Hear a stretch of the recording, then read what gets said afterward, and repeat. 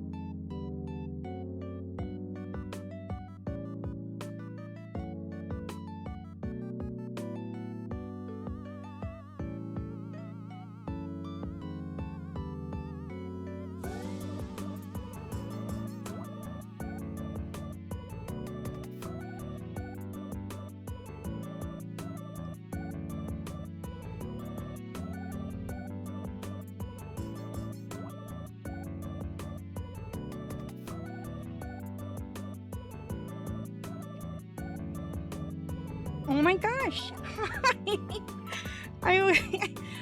Popping in early because I gotta say hi to the Raiders. Oh my gosh! Thank you! Thank you for coming! I appreciate it! I'm BubblePuppy. I am a magical girl, I'm a dog, and I love Tamagotchis. And I'm really, really happy to see you! Thank you so much! Yeah! It's so great! Oh my gosh, I'm so happy to see you! Thank you for coming! Thanks for stopping by, Lutz! Oh my gosh! Oh, and your daily walkies! You had to come and say hello! Thank you! Oh my gosh, I appreciate it! It's so sweet! I am so happy to see you! That's so cool! And then we got our daily walkies going off. We got a new follower. By the way, you may not have seen it, but when you follow, I get a little dog to pop up on the screen, and it's a different kind every time. You got a poodle. You got a cute little brown poodle. By the way, Mallard Dracula, thank you for the follow. I am so excited to be playing.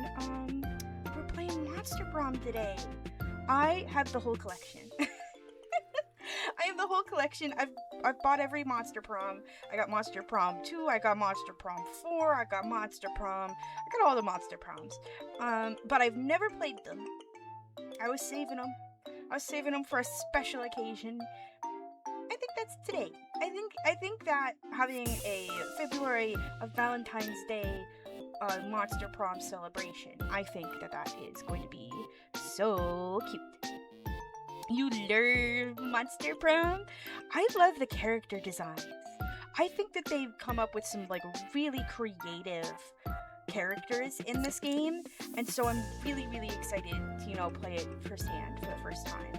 I have never played it before, so I'm very hyped. I'm very, very hyped.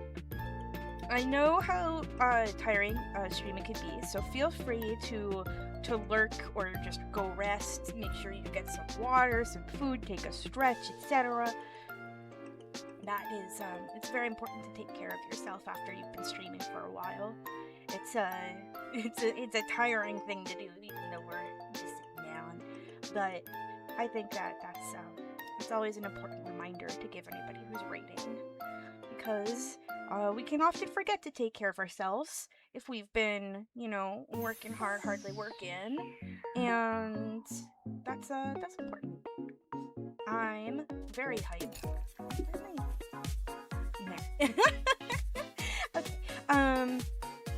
But I am very, very hyped to be playing this game.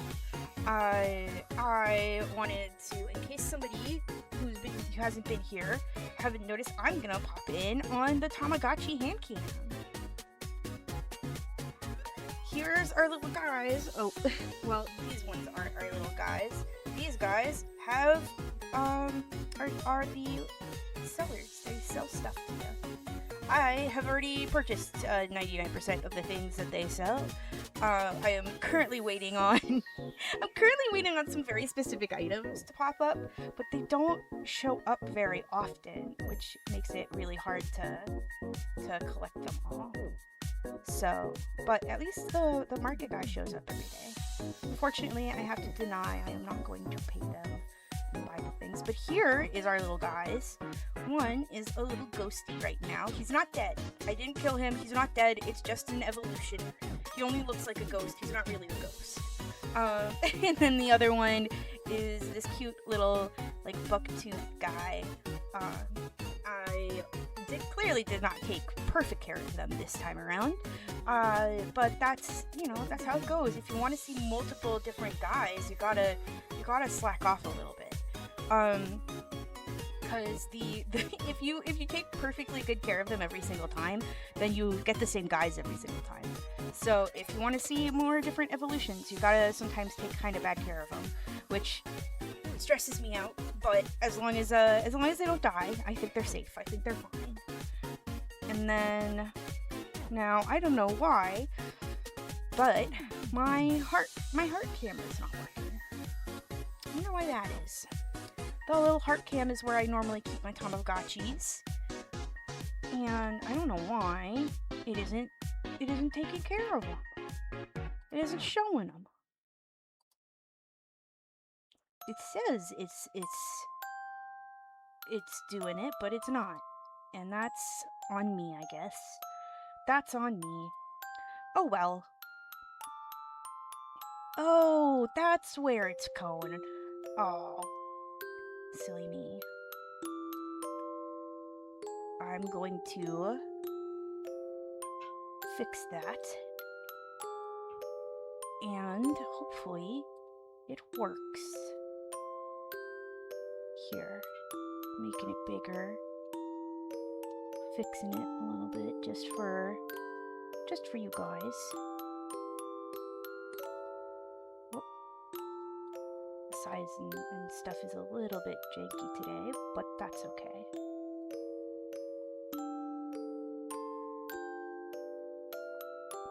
When I get my cameras all set up for my beloved babies.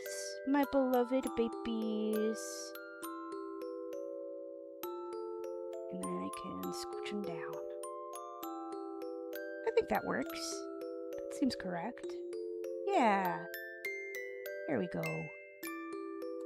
Now the Tamagotchis are in the frame. I should reorganize a little bit one day. Anyway, I am very happy to see you guys. Welcome. Welcome. We are heading to prom. So, let's go. Let's go get that set up. I've got my everything going on. Let me see. Let's get Monster Prom all booted up here. All booted up. Get it? Because ghosts and monsters. Okay. Yeah. Let's see here. Whoa. Oh, it's full screen right now. Hold on. I'll have to fix that. I'll have to fix the full screen setting. Whoa, now it's playing music over my music. Oh god. Oh, full screen windowed. Pause my music. Whoa! Hi, Spirit. Hi, Spirit. We are playing Monster Prom today. Now let's see if I can get...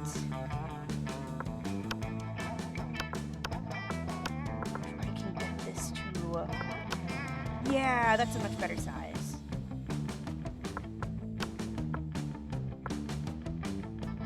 Now, let's see here. Oh, you did get a new badge. That's really cute. I like it. Okay. the game. Let's see if we can get over to the gaming sphere. Let's capture Monster PROM. Oh! Perfect. Got it in one. Awesome. Ooh! That's a fun emote. I like it. Very cool. Now let's see here. This game looks fun. These are all the different characters in the background too.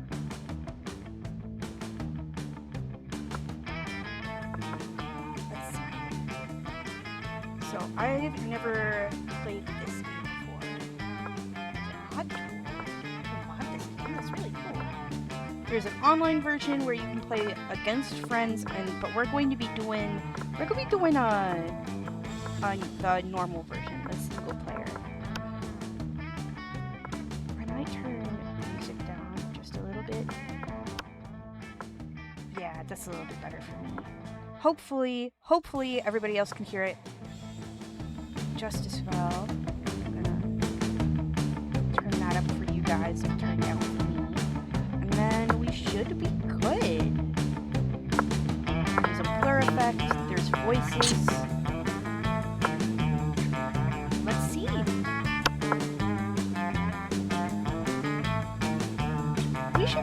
I want them to have some voices. Yay! Whoa. Awesome. There's one player.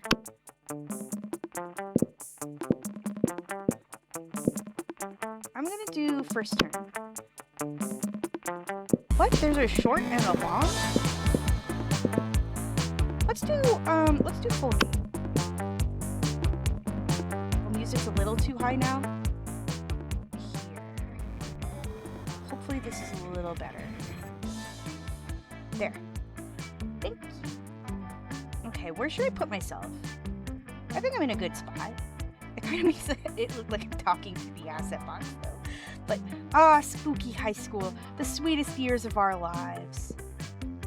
Back then, we were young and unafraid.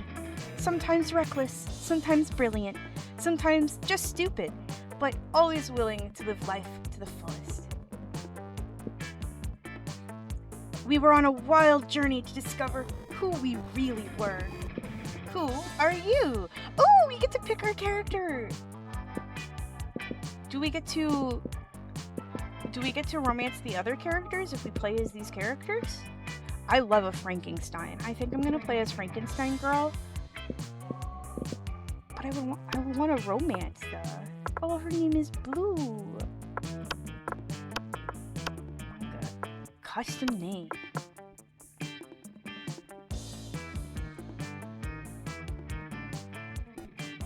Bupper. Okay. I wonder if the non-custom names are like canonical anymore. Oh no, I deleted it. Okay, Sweet! Oh, she's got a cute voice. And we had yet to experience its ultimate challenge, the Monster PROM.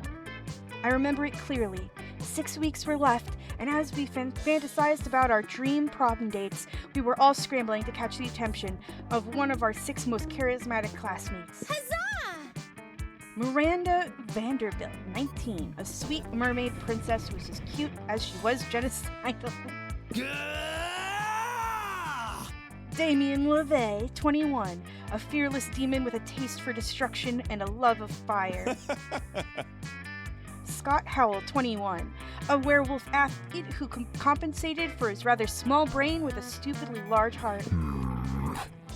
Liam DeLioncourt, 400-something, a hipster vampire whose standoffish demeanor hid what he was truly a lovable dork. Yay! Polly Geist, 22, a party ghost with an insatiable hunger for all the wrong things. What? And Vera Oberlin, 23, a mean, self-made Gorgon with a merciless sense of business. Oh no, there's ads already? No, go away! I'm so sorry, I didn't notice the ads! That's so sad. Oh dear. Well, we're waiting. I'll wait for you. Can I go back?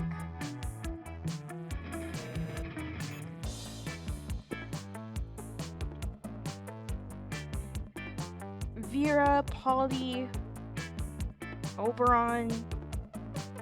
I think his name is Howell, Scott Howell, Damien, and I can't remember.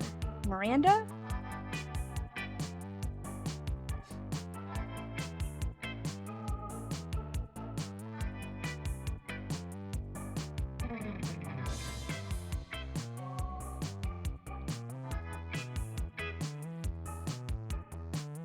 I dig a sort of surf rock vibe. I dig the surf rock vibe this music is giving. Vibing down with it. Hold on, I'm gonna take off my sweater. Alright, are people back from the ads? I'm sorry I didn't notice that the ads hit. Let me introduce you to these guys. So, directly above me, the Gorgon, her name is Vera. And then I believe we've got Polygeist. And then, I think his name is Oberon. And then I think one Scott Howell is the werewolf. And then Damien LaVey is the demon. And then I think her name is Miranda, the fish woman. Okay.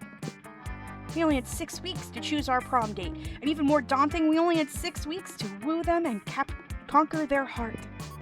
But as I already said, we were young and unafraid, and we were ready to start. Teen Wolf! Welcome to Mobster Prom's stupidest pop quiz ever! Crazy exes. This is really funny. All minds are rotten, but they are rotten in so many different ways.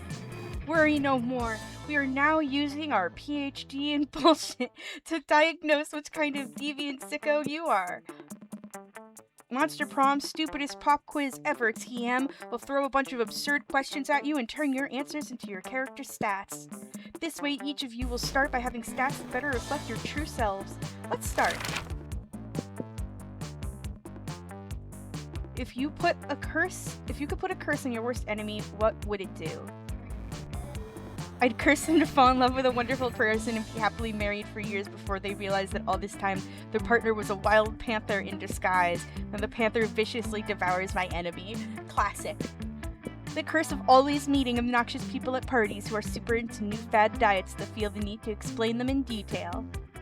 You can't rely on the effectiveness of a curse. I prefer to take care of my enemies the old-fashioned way, by exposing them to unsafe doses of radiation over the course of several years.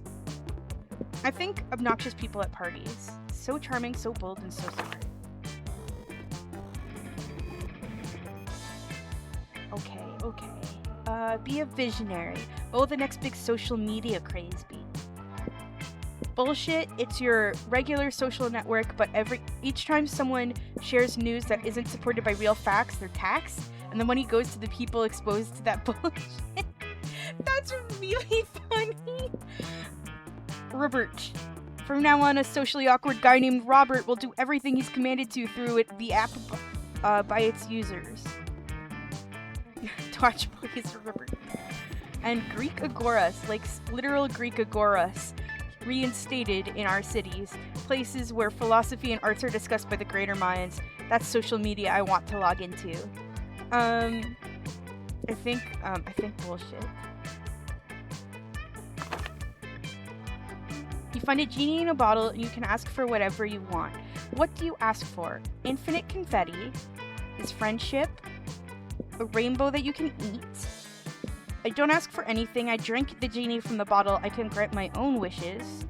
Before asking for anything, you try to negotiate up to the 3 standard wishes. Him to be not so cliched? A genie and wishes. So mainstream. Let's see. I kind of want a rainbow you can eat.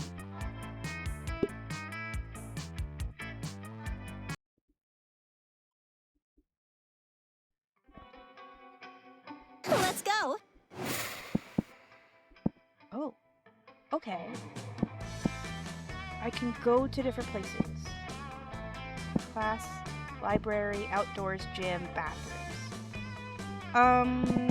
which one do we think each person would be in? Class has to be like the nerd, right? Like nerd characters in class, or maybe in the library. There's an auditorium. I kind of want to go to the outdoors spot. It looks really cool. That day during recess, you start a half-hour rave that goes full crazy. You have no idea how it escalates so much, but at one point there are like 300 people. Someone summons demons from a nightmare dimension. The consequences might distort the fabric of reality itself, but who cares? It's a rad party. I gain +2 fun. After that, you engage in a deadly match of truth or dare, or death with Polly. That would be a super interesting event to cover.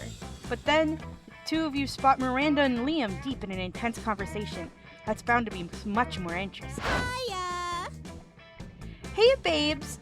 You were making quite a noise, and I love anything that makes quite a noise. What's up? I like her. Hi, you two. Miranda and I were having a creative disagreement. You see, we wanted to start our own school club.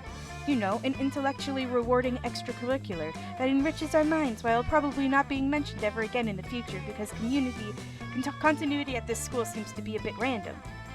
Noise! Let's do it! Y'all know my favorite things in the world. Drugs. Sexual activities. Noise. No, dummies, that too. But I meant chess and Russian literature. Stop treating me as if I were two-dimensional. Let's start a literature club. I'm not sure. Do you remember what happened last year when we joined the literature club? We wrote dope poems and made new friends? No, the other thing. Huh? Ah, fuck yeah, that's right. That's so weird. I almost forgot. I mean, that's how I died, you know? Anyways, thing is, Miranda and I were already between two ideas. I proposed we start the club. I know that was a Doki Doki Literature Club reference for sure. So authentic. A delightful meta club where we enjoyed ourselves by designing and crafting new school clubs. Boring! I proposed the Little Pony Sweet Dreams Club, a club where we could spend our nights learning how to tell right bedtime stories to ponies. Well, you two really know how to sound two-dimensional, but in any case, can't you both just do your own clubs? No, our lives are fueled by conflict and confrontation that can only be solved by choosing between two options. That's why we need you to choose which club is the best one, because Bupper always seems to choose based on who they want to ask to prom. So which one should we go for? Just remember, one of the ideas includes ponies! A tough choice. Mostly because I'm like super drunk right now. Tough choice indeed. It's your opportunity to convince Polly of one of the options because no one is preventing you from making choices based on who you want to ask to prom. I mean, the pony one is at night, so technically it counts as a nightclub. Where the best club is clearly the club because then and throw some confetti. I think the pony. Yes! Ooh, good point, Bupper. I do like nightclubs. You do realize it'd be nothing like an actual nightclub, right? Are you sure? Have you been to this Sweet Little Pony Sweet Dreams nightclub? No, but... less butts and more butts, boo. Pony butts. Oh, how majestic! Ponies have majestic buttocks indeed. Whoa! I need to see it myself. I hope they know how to shake those pony asses. I have no idea what's happening. Huzzah! The only thing I understood is that my proposal has won, and that is the only thing that matters. Huzzah! Bupper, it might be true you only make choices based on who you want to ask to prom, but if that's true, you're off to a good start. Fuck yeah, you can't wait to tell rad bedtime stories to ponies alongside Miranda. Meanwhile, you gain +2 charm and +1 smarts.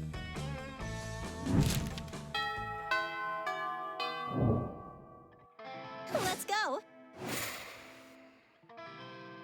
Oh, I can choose where to sit. Okay. Who is this guy? He wasn't introduced to us. And there's a cat girl?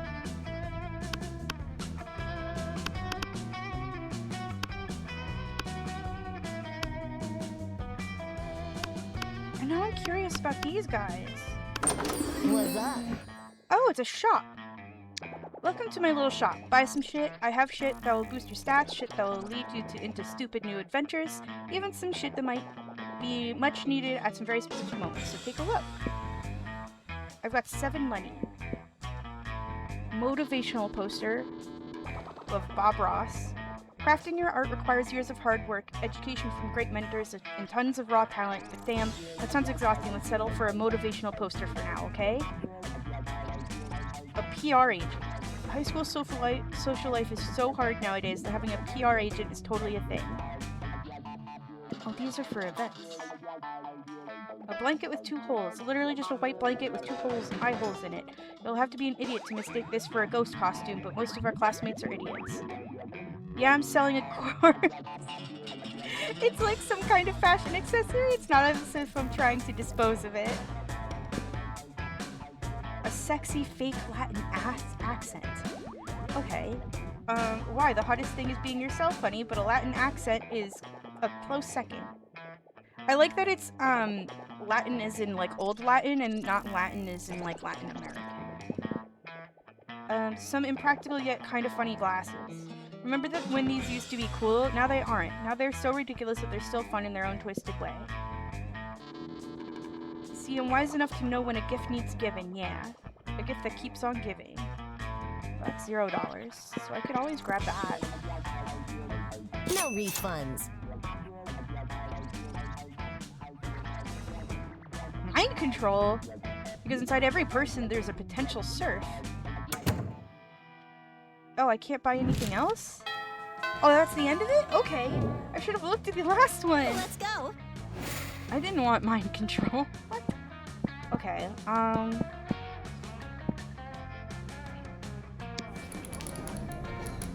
Today you spend some time on the library's PCs managing your start kicker. You deceive lots of people with a sensational video and impossible promises. Nice.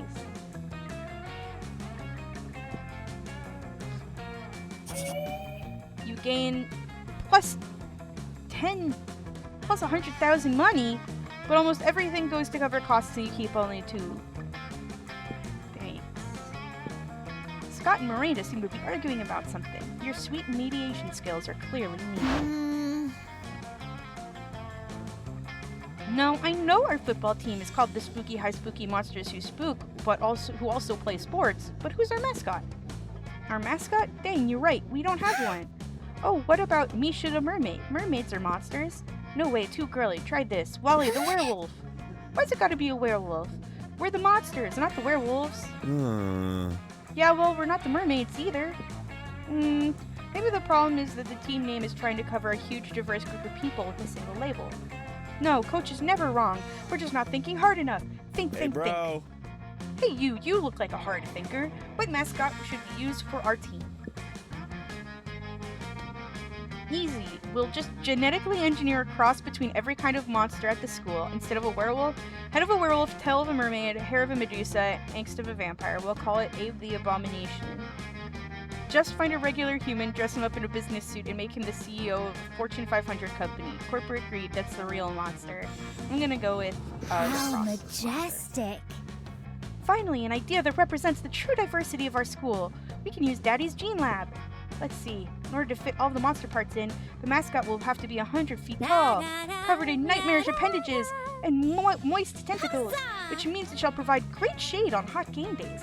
The tentacles can hold umbrellas. Huzzah!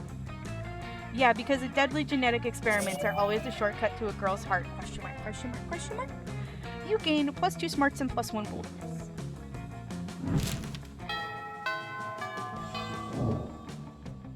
Let's go. I'm like inadvertently. Oh, the shopkeeper's in class. Okay. So, I think I'm inadvertently. Today you skip class and just hang out in the bathrooms because you respect no authority.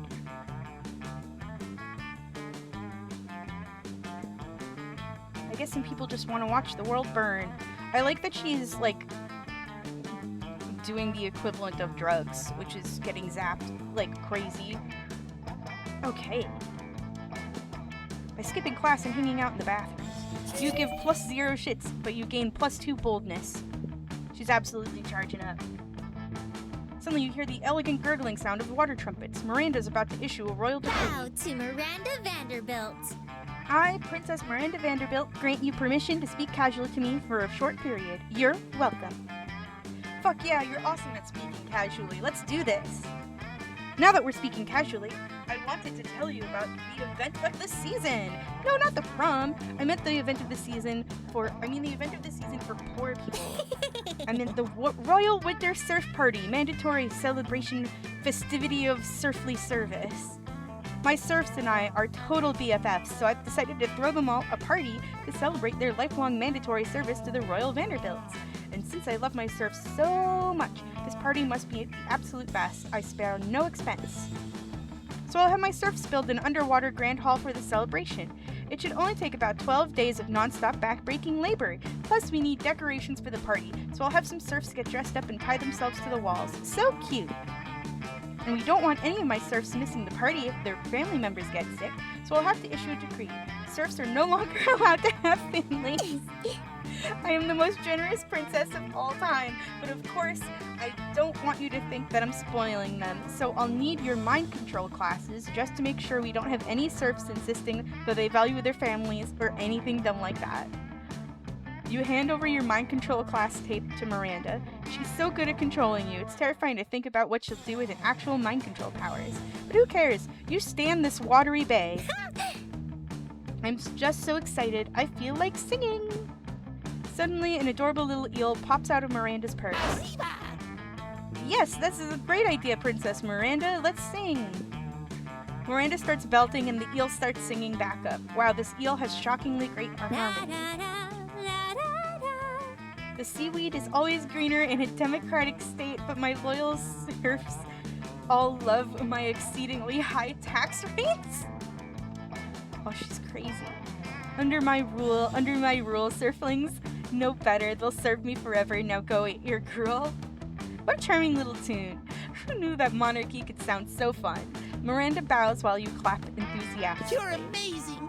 Wow, Princess Miranda, you're amazing. You have the prettiest singing voice in the whole wide world. I know, right?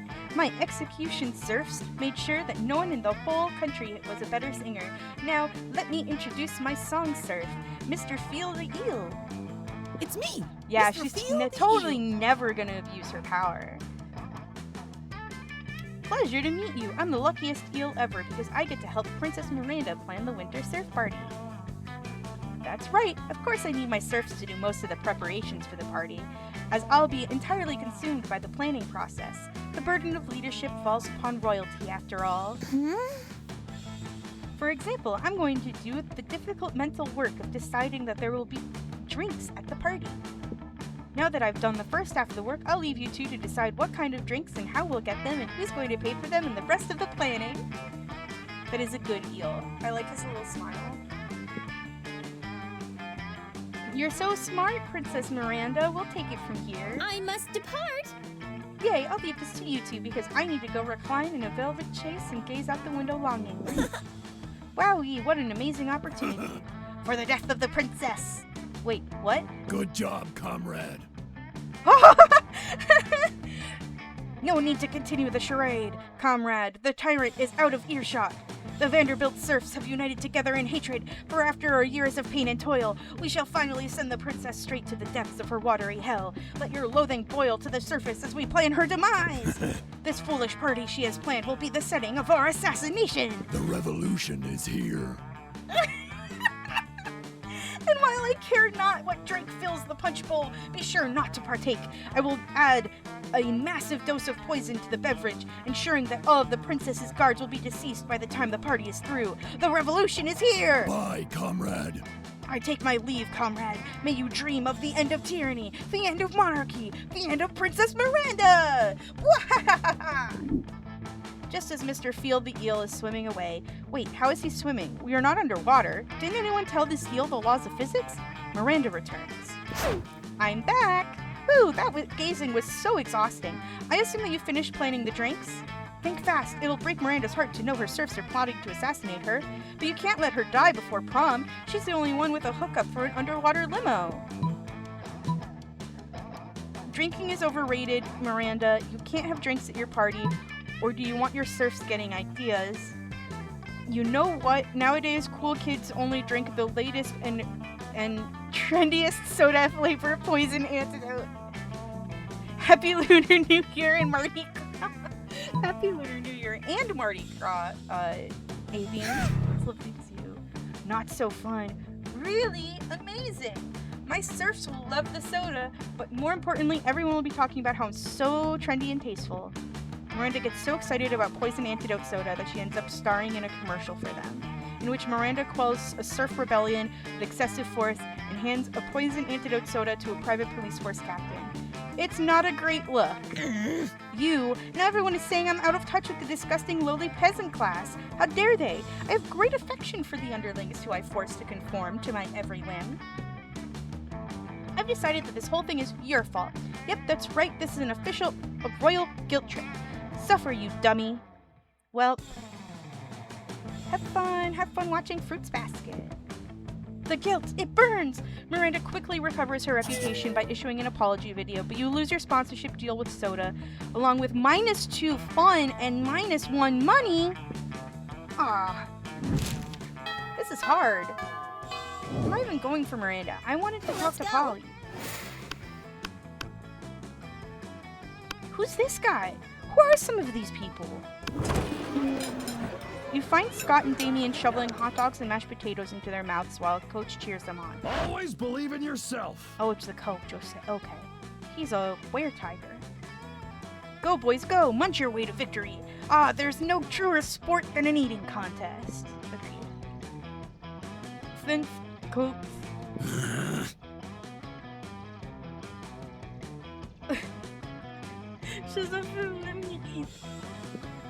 It looks like it's a pretty fair fight so far, but where's the fun in that? Time to step in and tip the balance.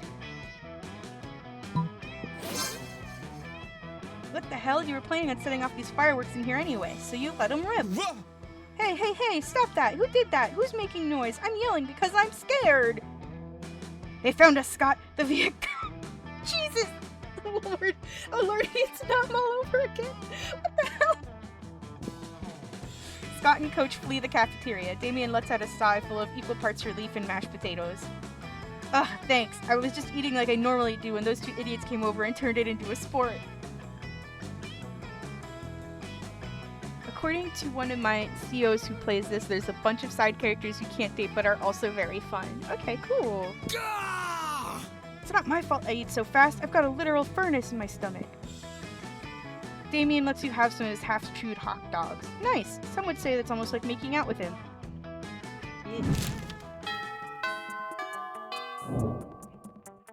Let's go! Okay. That day while rehearsing for the class play, it's as though the muses themselves have descended to give you figurative oral sex. Your performance is intense and inspiring. It'll be remembered for generations, which is pretty rad but by high school play standards. You gain +2 creativity. I just want more fun. My fun is the lowest stat. You're minding your own business when Miranda comes rushing up to you, clearly distraught. Most terrible news, friend. Oh, she's dressed like Princess Daisy. I have just watched the documentary Game of Thrones, and now I fear for my own royal family. I did not realize how susceptible we might be to random acts of treachery. Yeah, they are really pushing Miranda on me. How often we romance our siblings. I don't want to be shot in the chest by a crossbow while sitting on the toilet. That doesn't sound proper at all. Please, help me put my poor mind at ease. How can I possibly identify potential traitors in my court? Pretty much everybody is a traitor. Just spin a bottle on whoever it points at, kill them. Or just keep an eye out for the classic signs. Shifty eyes, hooded black cloaks, and ordering knives in bulk. That one. But that would mean... Disgraceful. Could Lord Darkheart Stabbington be a traitor? I must warn Father at once. We have to find a new royal babysitter. A rose by any other name would smell as sweet, unless that name is Darkheart Stabbington. You gain +2 smart and +1 money as a reward. Okay, so I got my money back, but I don't have anything else. I want my funds to be up. Okay. I'm just trying to go to all the different places. That day you spent some time on the library's PCs mining some Bitcoin. Dramatization. This is supposed to have something to do with solving algorithms and the rise of cryptocurrency, but you guess that nobody actually has any fucking idea how it really works. Anyway, you gained +2 Bitcoins, which is equal to $2 million? Which is unfortunately equal to 2 monster dollars, so 2 + 2 money. Okay. Around the corner. Oh my god! Miranda, leave me alone! Why is it still Miranda? Around the corner, you hear the sound of princessly singing and eelish maracas, which can only mean one thing. Oh, Mr. Field the Eel, I'm just so excited for the winter surf party. I could sing? Oh, I guess. I was going to say that I'm so excited I could burn down a medium-sized village, but singing is a great idea too. Let's do it. A whole new surf. Mr. Field the Eel harmonizes perfectly with Miranda's feudal ballad. This girl, I can't. A whole new surf. Though you have served me through and through as your feudal lord, if I get bored, I'll kill and replace you. You give Miranda and her murderous eel a standing ovation. You're already standing, so technically you just started clapping, but it still counts. Elo, I didn't even see you there, fellow surf. You're definitely not a surf, but you're also not about to correct an eel with a hidden switchblade. Beautiful singing, princess. It's such an honor to join you in the magical wonder of song. You know, it's times like these I'm so happy that I have surfs. I mean, if you weren't here, who would listen to my lovely singing voice? Me? Listen to my own voice? I don't think so. So sad. Sniffle, sniffle. Just the thought of Princess Miranda's songs going to waste. Wah. Oh, don't cry, Mr. Field the Eel. I know what will make you feel better. Extensive and laborious party planning. Yeah, you're right, princess. That would cheer me up right away. I knew it. In that case, we're missing one critical thing for the winter surf party. Activities. This will likely be the only party my surfs will ever have the chance to attend, so we should make it as fun and memorable as possible. Ooh-wee! I'm just bursting with ideas. Princess, we could play Shave the Princess's Neck. Each surf could shave your neck with their sharpest sword. Doesn't that sound so adorable? OMG, I love it! Everyone will admire how hairless my neck is. Girl, please! I mean, my neck is already hairless, but I guess if everyone uses their sword on my neck, it'll be even more hairless? Or we could dig a special princess pit and fill it up with the cutest animal, feral panthers. Princess Miranda, you could pet the fluffy panthers all night in your special inescapable pit. Yes, yes, yes, Mr. Field the Eel, you're a genius. Down with the Mer Kingdom. Or we could simply sit you down on your gluttonous throne and read aloud one by one a list of the atrocities and injustices you have committed until Poseidon himself smites you down. Wahaha, down with the Mer Kingdom. Kawaii desu ne. I mean, kawaii desu ne. I mean, tee-hee-hee. I love you, princess. Aw, Mr. Field the Eel, you're so precious. I didn't even know peasants could be this cute. Anyway, as I was saying, wow, a butterfly. Miranda abruptly leaves to chase the butterfly, but wait, that means you're alone with... Salutations, comrade. Oh, and an ad break is starting soon. I don't want anyone to miss this. You've done well to weather the tyranny of the Vanderbilts so far, but fear not, the day of their demise fast approaches. Okay. So. The evil princess is falling into our trap just as we intended. She thinks she's just choosing a party activity, but she will actually choose the method of her own death. Ha! The irony is as delicious as the sweat of the proletariat. Bye, comrade. Ah, she returns. Bye, comrade. May the blood of the monarch salt the earth. Farewell. Farewell. Party planning can be so stressful, but I feel so much better after vivisecting that butterfly. Fun fact, the most beautiful part of the butterfly is its gorgeous glistening stomach innards. Oh, did Mr. Feel run off again? Well, whatever. His party activity suggestions were just so perf. He can just use one of them. Unless, do you have something better in mind? Impress Miranda with a killer party activity. Well, not literally killer. Ideally, you're hoping for something fun, family-friendly, and assassination-proof. The security game, if you murder someone, you lose? You're looking for a game that serves as the opium of the people, but there is no better opium of the people than actual opium, so a game about smoking lots of opium? What is happening here? This is stressful. This is stressful. I'm not gonna make them all smoke opium. Ooh, that sounds fun. What are the exact rules? No murder at all? So thrilling. Oh, and what about just mild homicide? Does that count as an infraction? And how many serfs should be killed for it to count as a real murder? Oh, and are you torturing and other ways of pain infliction valid? Or does it count as cheating? Actually, if you lose by murder, then how would you win? By inflicting as much pain as possible without actually killing? Intriguing. So many questions. This activity seems so weird and silly. Not murdering. Who would have thought? No one being murdered around here for more than 24 hours? Unheard of. You gain +2 active creativity and +1 smarts for your wild ideas. Oh god. Let's go. Oh, what a nightmare. I want to hang out with Ghost Girl, but now she's sitting with Miranda! You find Damien and Vera contemplating a huge slab of unidentifiable prime meat.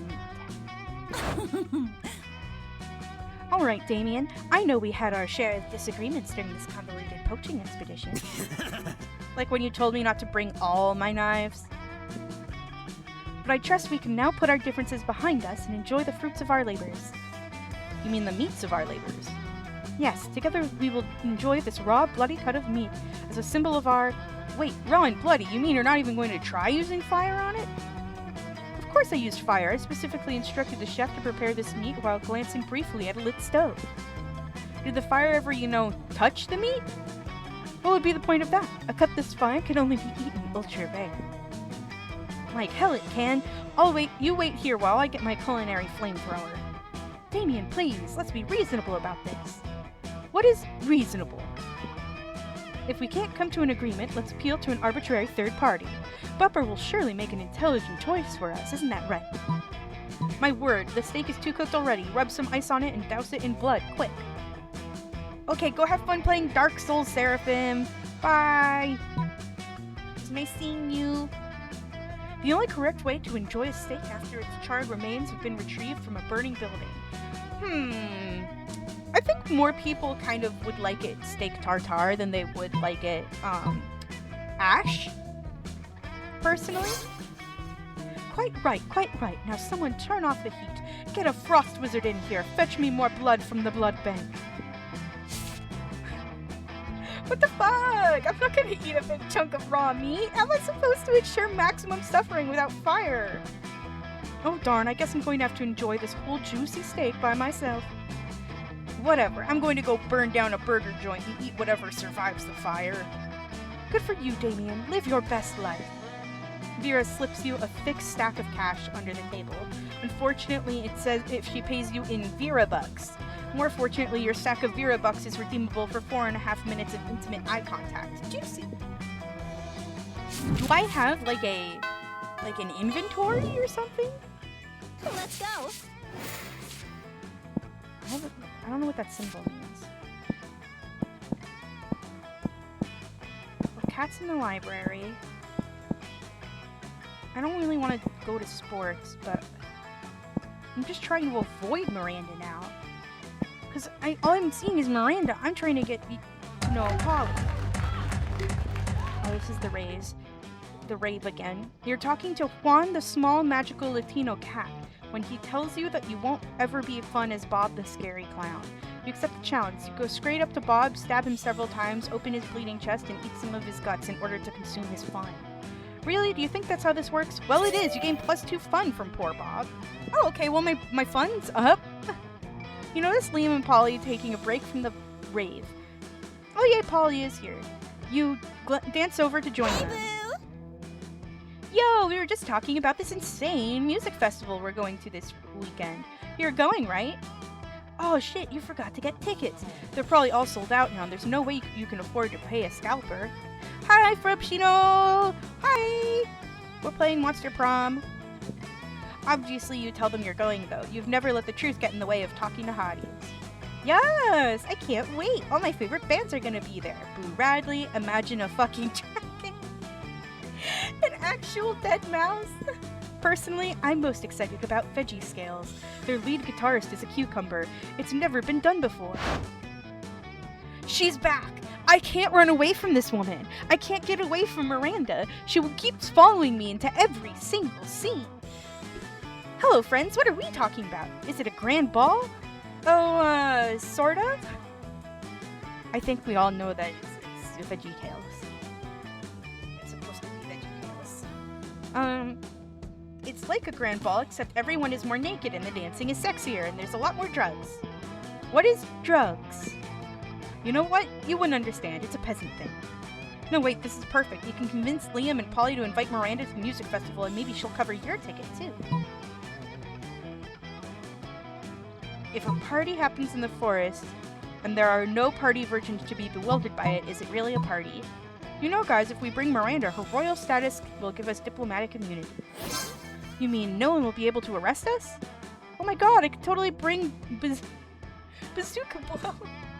You mean the drug's so illegal we were even thinking about purchasing it is punishable by a severe spanking? Yep, that's why I think about purchasing it so much. But it's so rare. It's so obscure. I need to do it. You could say I'm addicted to obscurity. Worry no more. This is insane. This is insane. After a bit of Bazooka Blow, you will be only addicted to Bazooka Blow. Or dead. So what do you say, Miranda? Want to come with us and keep us out of trouble? Assuredly, but I ask again, what is drugs? Oh, it's like party favors. Yes, party favors for your brain. Don't worry, I have no more context than you do. I love party favors. I shall purchase some of this Bazooka Blow immediately. No sooner has Miranda thought about her purchase than the cops show up to spank you all. You're protected by Miranda's diplomatic immunity, but you let them spank you anyway just for fun. You gain +2 fun and +1 boldness. Well, at least my fun's going up, but I can't avoid Miranda. I think she's following. Let's go. I think I'm being actively stalked by Miranda. I've gone almost everywhere, and she's showed up. But I'm trying to get to know someone else.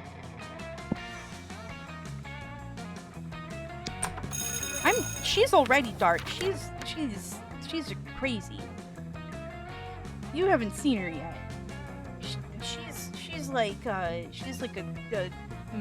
mass murdering royal monarch.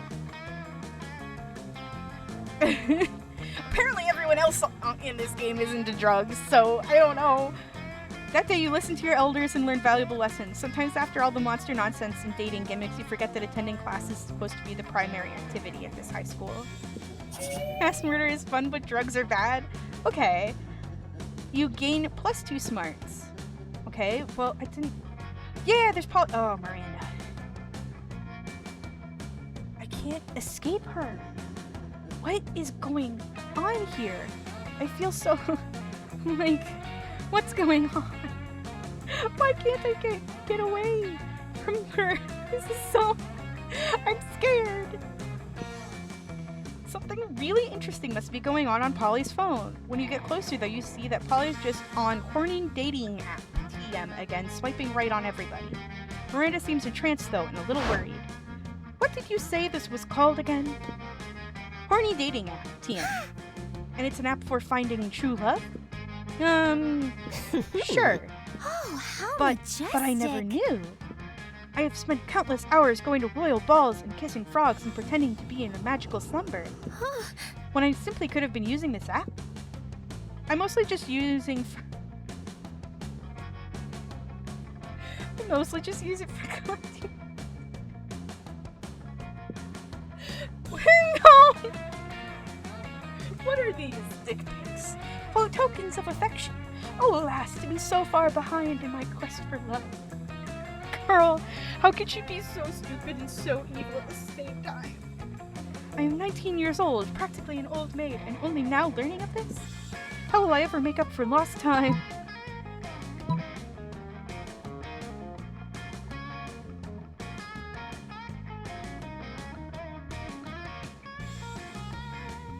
Oh my god, tell her to buy the company.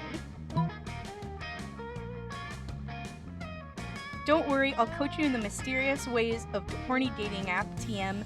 You'll have a whole harem in no time. You still don't have horny dating app TM. Why should you worry about having horny dating app TM when you can actually own horny dating app TM?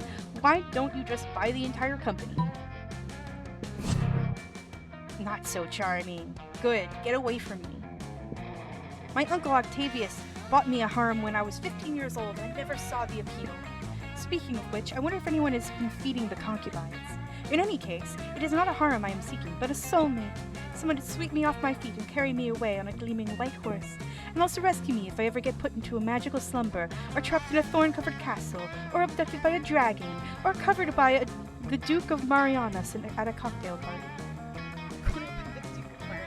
Like the Marianas trend. You're not worthy. It seems as if I will have to accomplish my goals by myself. Too bad, you lose -2 boldness and -1 fun. Not my fun! But you do wonder if there's any way you can get invited to that harem. I just wanna... I've been trying to talk to Polly! I wanna talk to Polly! Let's go. Where's Polly sitting? Okay, I'll sit here. You approach Scott and Polly's table to find them crouched behind a pile of jelly desserts. Thank Bros if you're here, pal. Sorry. Thank Bros if you're here, bro. Come on, join our huddle. Oh, she's so cute. Maybe you're curious about our huge pile of jelly jam gelatinous dessert cups. Well, want to know more? We're going for the jelly prize! Yeah, we're totally gonna win it. If we collect the foil cover of 100 jelly desserts, we will be the lucky winners of... Yes! 1 free jelly dessert! But right now we're stuck. We've only got 99. That means we need one more, Scott. We need one more. We need one more! You'd give him your jelly dessert, but you already threw it at a bird person you hate. Guess you've got to make a choice.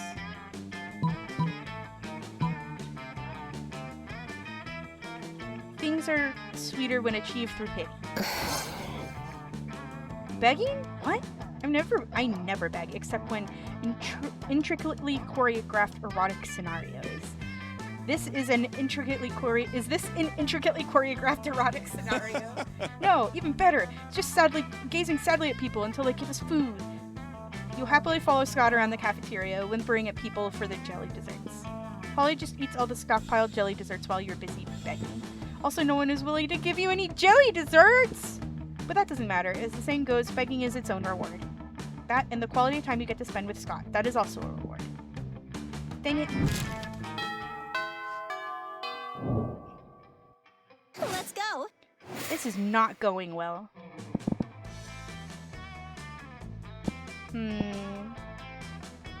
I guess you just go to class. When there's class. I'm actively trying to avoid Miranda. That day while rehearsing for the class play, you can't help but feel you're not as good as the role requires you to be. There doesn't seem to be any ordinary way of getting yourself there, but there might be an extraordinary way. You summon the devil, one of many, and make a deal to enhance your creativity this day. You gain +2 creativity, but also lose 3 years of your life at the end of the deal. Who cares? They weren't happening in-game anyway. After rehearsal, you notice Liam, Polly, and Miranda staying late. You expect this from Liam, but Polly and Miranda, something's up. Oh, Polly's costume is so cool! No. We need something transcendent. Something fresh. Liam giving us both back rubs is neither of those things. Ugh, whatever. I don't like your tone. Mostly, I don't know why either of you even signed up to help with the intermission performance. Principal Giant Spider said I could do this instead of taking math. Academics at this school are a joke. It's awesome. Intermission performance? Polly told me we were coming here for back rubs. Well, you're both here now. We've got to make the best of it. Let's give that audience the best 13 minutes of their lives. A rousing speech. You have my scepter. You know what? That does sound fun. Let's do it. So, any ideas? Ugh, no. How are we going to do a great performance if we don't even know what we're going to perform? Reenact Snow White. Miranda can be Snow White. Liam can be the prince. And Polly can be every single other character. Literally just throw money at them. People love money. I think Snow White. Oh, Oh yes, the role I was born to play. Literally, a prophecy foretells that I will one day fall asleep after an allergic reaction to an apple. Are you sure Polly can play all of those roles? There's at least 7 other. Hell yeah, finally a use for all these false beards I've been collecting. And these amphetamines. In that case, we have a cast. I'll have to spend some time ruling a small kingdom, of course, to get into character. Oh, you can use Lemuria. Father just had their old prince executed. You kick back to watch them rehearse. Polly pulls out like 20 fake beards from God knows where. You gain +2 fun and +1 creativity. Thank you! My fun's finally up. I really don't want to go to prom with Miranda. I'm gonna go to the bathrooms. That day you skip class and just hang out in the bathrooms because you respect no authority. You don't stop there, you want the world to know how reckless you are for the rest of eternity. So you do some graffiti on the wall. No way! The graffiti says, I'm bold as fuck. And you know what? It turns out the wall is a magical wall that grants wishes. What a wall! A deep voice resounds from within the wall and says, well, not bold as fuck, but maybe a bit bold. And then you gain +2 boldness. Oh boy, that is an opinionated wall. Anyway, lucky you. Okay. No! How is she here? How is she following me? You turn to find Miranda staring at the walls and sighing audibly. She clearly has something on her mind. Disgusting! Oh, these bathrooms are so vulgar. If only they were a bit more like the bathrooms back home in Atlantis. Bathrooms so vast and luxurious, many have entered and never been seen again. We've raised this issue with the principal giant spider, but he insists that the school does not have the budget for such things. He told me to pick one improvement, just one, for the school to implement. But what improvement of all the myriad possibilities should I select? Oh, I am paralyzed by the options. Help me. Flood the entire bathroom with seawater and exotic fish, just like home. We even have some underwater interior design ideas. Look, a gold-plated robot that helps you wipe. Good. Please, leave me alone. Miranda's more than happy to buy a gold-plated butler for the bathrooms. She actually buys a dozen. But a dozen dedicated wiper bots is too many wiper bots. The AI goes rogue, and they enter a wiping frenzy. Someone help! The robots aren't limiting themselves to butts anymore. They're wiping statues, armpits, and particularly manly chins.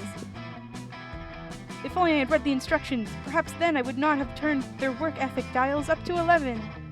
3 butlers corner Miranda and savagely wipe her about the face and neck. Her makeup is ruined. Oh, if I ever get free of this, I will never forgive the one who suggested this idea. Unfortunately for you, Miranda does get free with the help of the National Guard, and she forces you to adopt all of the robot butlers and teach them right from wrong. What a chore. You lose -2 fun and -1 charm.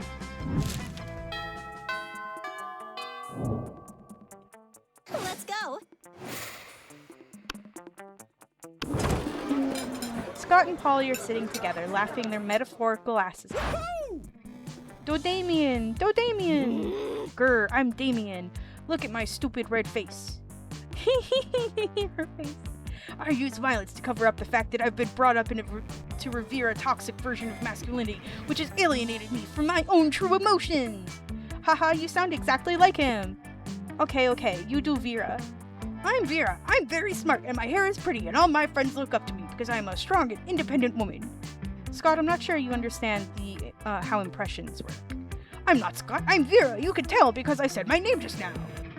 Okay, what about you, Bupper? Got any good impressions? Just one, but it's a real doozy. Oh. Cool. Will they like this or not like this? Well, I'm a dog, but I'm not gonna make fun of another dog. Look at me, I'm Polly. Look at me go. I do not talk like that. Oh, she's mad. Sorry, Polly. Haha, yeah, you do. You talk like that all the time. Okay, maybe, but why are they running around the cafeteria rubbing their butt in everyone's lasagna? Because they're twerking, Polly. Do you not recognize twerking when you see it? That's not twerking. Twerking doesn't require driving from table to table in a hot pink golf cart. How is this even an impression of me? Are you saying you don't wish you were driving a hot pink golf cart putting your butt in people's lasagna right now? Fine, out of my way. While Polly's busy making love to everyone's lunch trays, you enjoy a quiet meal alone with Scott. So romantic. I seem to accidentally be romancing Scott. Let's go. The thing is that all of the responses are so weird that it's so hard to find one that seems right. I'll go to the library.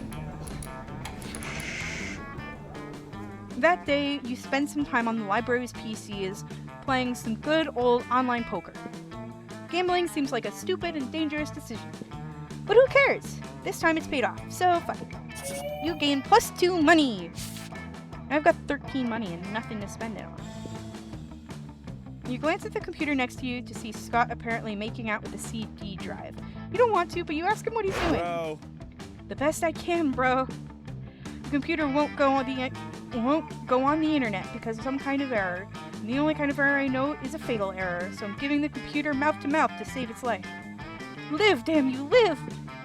You immediately notice that the computer's Ethernet cable is unplugged, but you let Scott keep blowing into the CPU. Maybe you can have a little fun before you fix it for him. You put on your best troubleshooting face and tell him, "Oh, you can flirt. Oh, I've seen this before. You need to take off your clothes and do 3 laps here in the library, yelling all the numbers you know." Oh, I don't know. If it's Scott and not Miranda, I'll take Scott. Oh yeah, duh. Of course mouth-to-mouth doesn't work on a computer. It doesn't even have a mouth. But you do have a mouth, so it's gotta work. Scott spends the next 20 minutes saving your life. You helpfully inform him that mouth-to-mouth requires more tongue. He gets so into it, they're able to plug the Ethernet cable back in without him noticing. Hey, it worked! That's so mean! This feels so mean! Woof! That was fun! Maybe my computer should die more often. You believe that could be arranged. You gain +2 charm and +1 fun. That's so stupid. Let's go. Okay, where do I go now? This is always where Polly is, but Miranda shows up there a lot too. And I always get cornered by Miranda in the bathroom. I guess... Show me that money. a lot of stuff to buy. There's a penguin mask.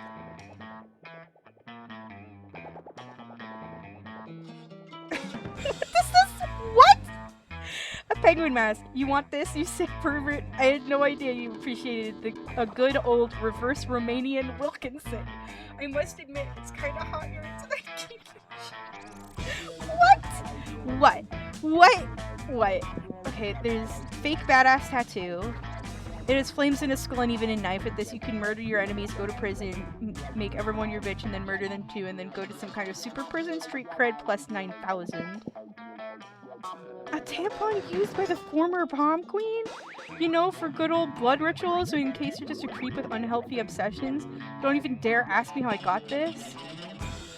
Okay, so now we have bazooka cocaine and normal cocaine. Good old cocaine. In these times of weird experimental substances with horrible side effects, cocaine has become the new vanilla of drugs. The fake Latin accent. A Russian novel with an insightful approach to universal matters such as life and love and death. Are you sure about this? You can always use online encyclopedia TM to get the general idea and still be able to act as if you've read it. I think I'm gonna buy it. I want to see if I can give it to Paul.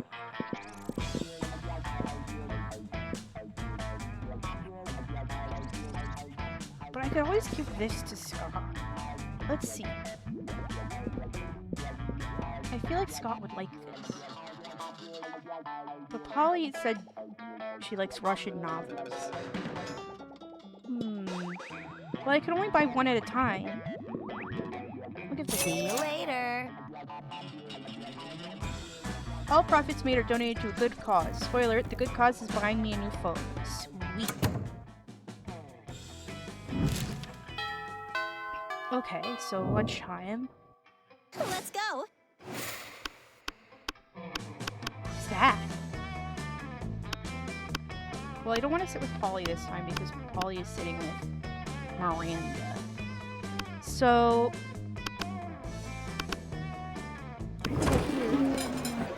You just sat down to eat with Damien and Liam. Well, to eat with Damien, Liam's taking pictures of his food. Then a leather-clad figure drops from the air vent onto your table. It's the Slayer! Prepare to die! Oh, that's who this is! Lunchtime's over, dirtbags. Time to die. This always happens when we sit together. Your death-based rhetoric is offensive. Don't spoil my food pick. Oh, I'll spoil more than your food pick, Count Stankula. I'm about to spoil your face. Just his, though, right? Both of your faces. Fuck. The Slayer is right between the three of you. You can't save Liam and Damien, but if you act fast, you might be able to save one. What? Immobilize Damien with the Lord's Prayer while Liam escapes. You've been waiting for this moment your whole life. Flip the table for justice. Flipping the table. Normally when you flip tables, it's out of anger or mischief, but this is about to be the most righteous table flip ever performed. No, my footing! No, my artfully arranged cafeteria food! Yes, fucking up school property! The Slayer ends up pinned under the table along with Liam. Damien jumps down there and starts punching indiscriminately, not caring who he hits. So you know, just another normal day for Damien. I've never felt so alive! Offensive! Whatever! Let's flip the rest of the tables in the cafeteria while the flipping's good! You righteously flip every single table in the cafeteria. With each table you flip, you find Damien is flipping a little more for you. I don't know, Damien's fun. Let's go. Almost time for prom! Where should I go? Where does Damien even hang out? If I want to hang out with Damien, I know Scott would.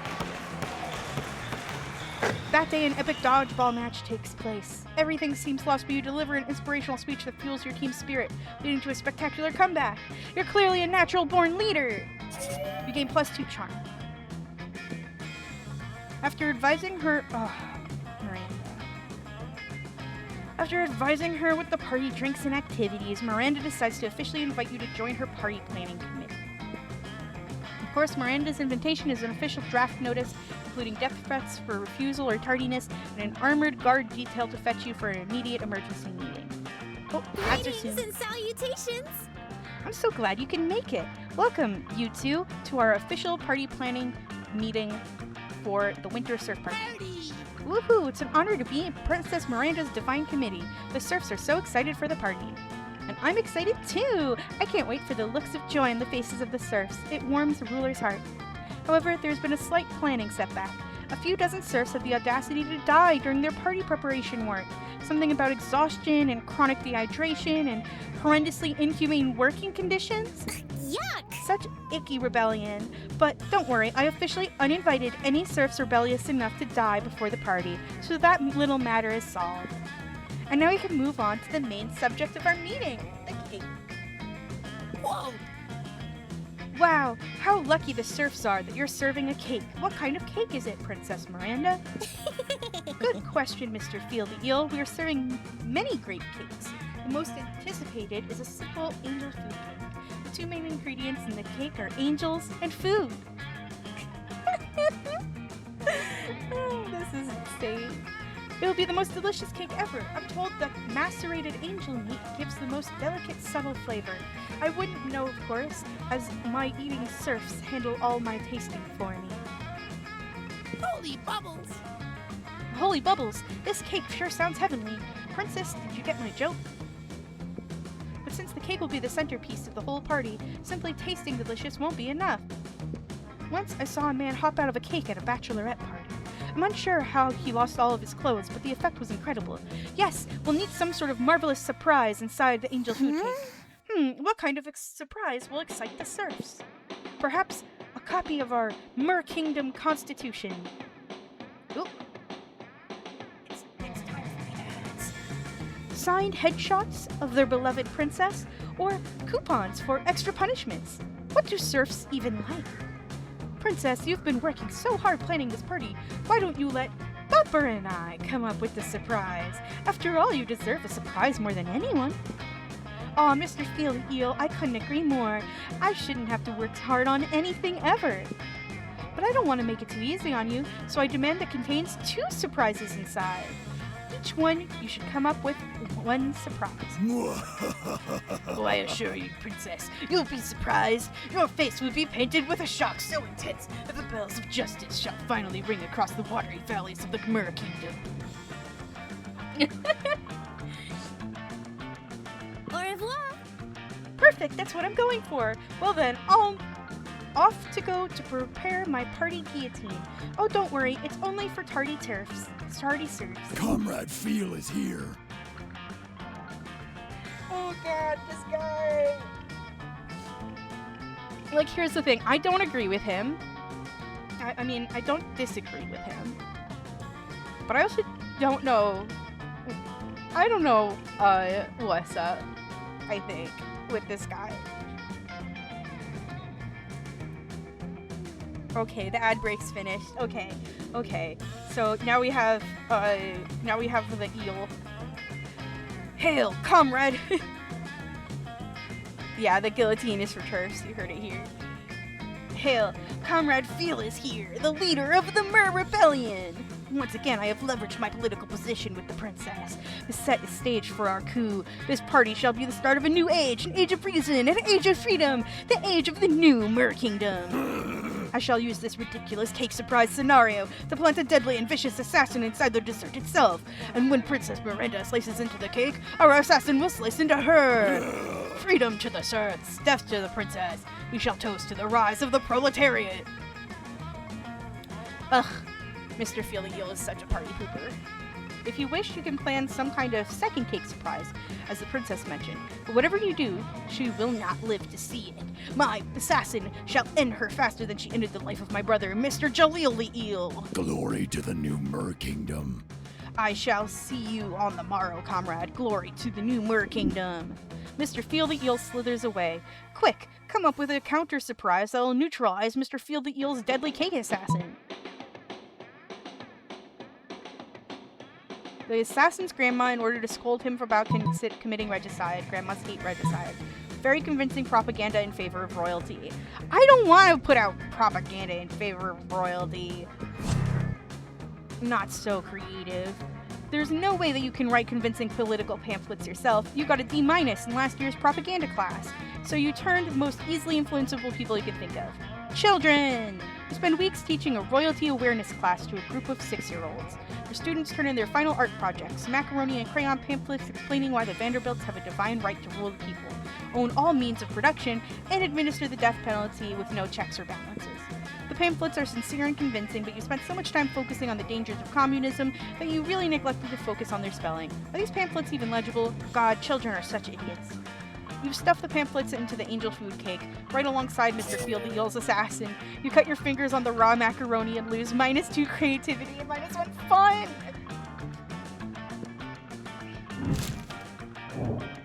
Monster prom draws near. Oh, none of them? You can ask none of them?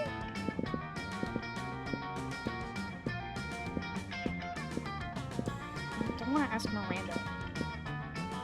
I'm gonna ask Amy. Hey, noob. Yes. Let's go. Don't be silly, Bupper. This is no time to be asking about the prom and other commoner celebrations. I got a secret ending? What? How did I get a secret ending first try? This is no time to be asking about prom and other commoner celebrations. It's time for the Royal Winter Surf Party mandatory celebration festivity of surfly surface. What the heck? Okay, so I'm getting abducted from prom. Yes, my princess, it will be a party to die for. Aw, Mr. Feely Eel, your words are so kind. I'm completely devoid of any underlying meaning. Sure, buddy. Indeed. Oh boy, you hope your efforts to disarm Mr. Field the Eel's plans for assassination have worked. I don't think they have, frankly. I don't think they have, and I am concerned for all that's going on. Let's see here. The day of the party happens, and Glory to Murstock. your plans fail. That's an interesting assassin. It's a sea otter with a pistol, a penguin with a bowie knife, and some sort of seahorse with a katana. You've been such a lazy and stupid party planner, you weren't able to even able to stop an assassination. A rebellious faction from the Mer Kingdom serfs arises and ends Miranda with no mercy. Such party poopers.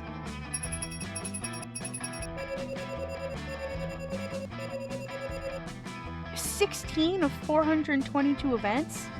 16 of 1,514 outcomes? 1 out of 34 endings, but I did get a secret ending. Bupper, most likely to devour their own children to survive. Miranda's quote, death to all Arab people." Well, I didn't like Miranda. Is this why she was following me the whole time? Is that I got a secret ending? Okay. She's crossed out. Miranda died. It was hard to deal with. It reminded you that life is something precious, always to be cherished, as you never know when it will be gone. Who are these people? These are the other people that we were supposed to be competing with. Who's that? Weird. There's a lot of discussion about the Mer Kingdom coup. No one could deny that the Vanderbilt crown has always imposed a violent tyranny over their kingdom while ruling with an iron fist. They've caused suffering to many, and you caught yourself more than once thinking that Mr. Field the Eel and the rest of the rebellion made a valiant point, even if it was through extreme means. They do look like ditto. And Miranda wasn't free of guilt. She was always prone to be merciless towards her subjects, who seemed to be less than sentient beings to her. So maybe the coup was a last desperate cry for help from people who deserved freedom and justice as much as anyone else. Maybe violence was the only language the Vanderbilt crown knew. Maybe they left the rebellion no other choice. And yet, even if imperfect to horrendous depths, she was still Miranda, and you loved her no matter her faults, and then all of a sudden she was gone. Yes, her death might have been for the better of the Mer Kingdom masses, but you miss her. Oh, wait. There's so many people in that photo that I didn't recognize. Oh! What?!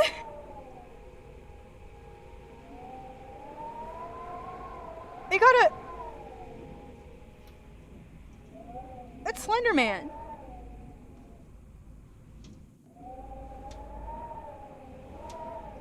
This is... We've received a funeral ending.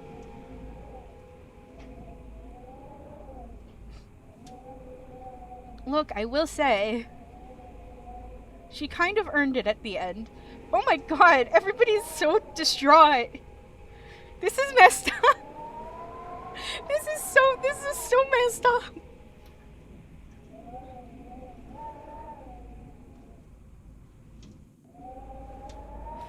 This is deeply messed up in many ways.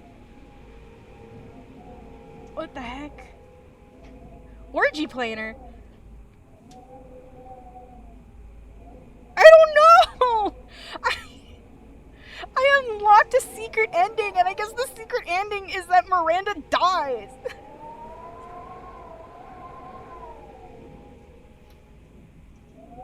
Okay. Oh, I guess that's her family. Horrible. In memoriam? No! No! What was that? Okay. Maybe we'll try the shorter mode. You know what? Can I go back? I can't go back. I want to see if I can get an actual date to prom this time. was spooky high school, the sweetest years of our lives. Back then, we were young and unafraid. Sometimes reckless, sometimes brilliant, sometimes just stupid, but always willing to live life to the fullest. We were on a wild journey to discover who we really were. Who am I gonna play as this time? I really liked her. I think she's so cute. I'm gonna play this guy.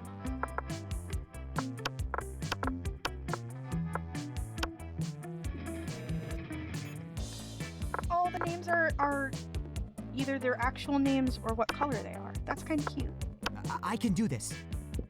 Oh, he's got a cute voice too. And we had yet to experience the ultimate challenge, the Monster Prom. I remember it clearly. 3 weeks were left, and we fantasized about our dream prom dates. We were all scrambling to catch the attention of one of our 6 most charismatic classmates. Huzzah! Miranda Vanderbilt, 19, a sweet mermaid princess who was as cute as she was genocidal. Damien LeVay, 21, a fearless demon with a taste for destruction and a love of fire. Scott Howell, 21, a werewolf athlete who compensated for his rather small brain with a stupidly large heart. Liam de Lioncourt, 400-something, a hipster vampire whose standoffish demeanor hid that he was truly a lovable dork. Yay! Polly Geist, 22, a party ghost with an insatiable hunger for all the wrong things. What? And Vera Oberlin, 23, a mean, self-made Gorgon with a merciless sense of business. I'm going for Damien this time. I completely failed at getting Polly. I love Polly too. I think she's cool. Even if she's all sex, drugs, and rock and roll, I think she's really cool. I love ghost characters. Ghosts are so cool. Ghosts are my favorite. It was clear it had to be one of them. But who? So anytime I play blue, I'm gonna go for Polly, but anytime I'm gonna play yellow, I'm gonna play for Damien. We only had 3 weeks to choose our prom date. And even more daunting, we only had 3 weeks to woo them and conquer their heart. But as I already said, we were young and unafraid, and we were ready to start. Welcome to Monster Prom's stupidest pop quiz ever! All minds are rotten, but they are rotten in so many different ways. Sorry, worry no more. We were now using our PhD in bullshit to diagnose which kind of deviant sicko you are. Monster Prom's stupidest pop quiz ever, PM will throw a bunch of absurd questions at you and turn your answers into your character stats. This way, each of you will start by having stats that better reflect your true selves. Let's start. Sorry, what? Sorry, what? What? What are we starting with? What is this? If you had to have sex with an animal, which animal would it be? A human being, because I'm the kind of douchebag who loves to find loopholes in stupid questions like this one. A great white shark, because if I'd have to fuck an animal, let's at least make it a story worth telling. A swan, they're classy, plus it reminds me of that myth of Leda and the swan, so at least by bestiality standards it has a certain chic appeal. I'm going with a human being. What would be the coolest prize you could find in your box of cereal? The shark? What would be the coolest prize you could find in your box of cereal? The phone number of that sexy tiger on the front of the box. He's so passionate about breakfast and health that he's surely also a great lover. A tiny piece of sharp metal so every scoop will be full of thrill and danger. That has happened to me. I have eaten, well, it wasn't cereal, but I found metal in my ice cream, and it cut my tongue open. A sample of a more nutritious breakfast option, so people are encouraged to stop eating that colorful crap. No, I love that colorful crap. I'm gonna go with the phone number of the sexy tiger. Furries love the sexy tiger. What would be a killer accessory? Coolness itself, a necklace with your own name in case you forget, a fabulous purse made from the skin of your worst enemy, fancy brass knuckles, shiny armor, sunglasses at night. I'm torn between fancy brass knuckles and shiny armor. Which do you like more? A suit of armor or brass knuckles? I think I'm gonna go with shiny armor. No! I got Miranda again. All right. I got Miranda again. I don't want Miranda. Where does Damien hang?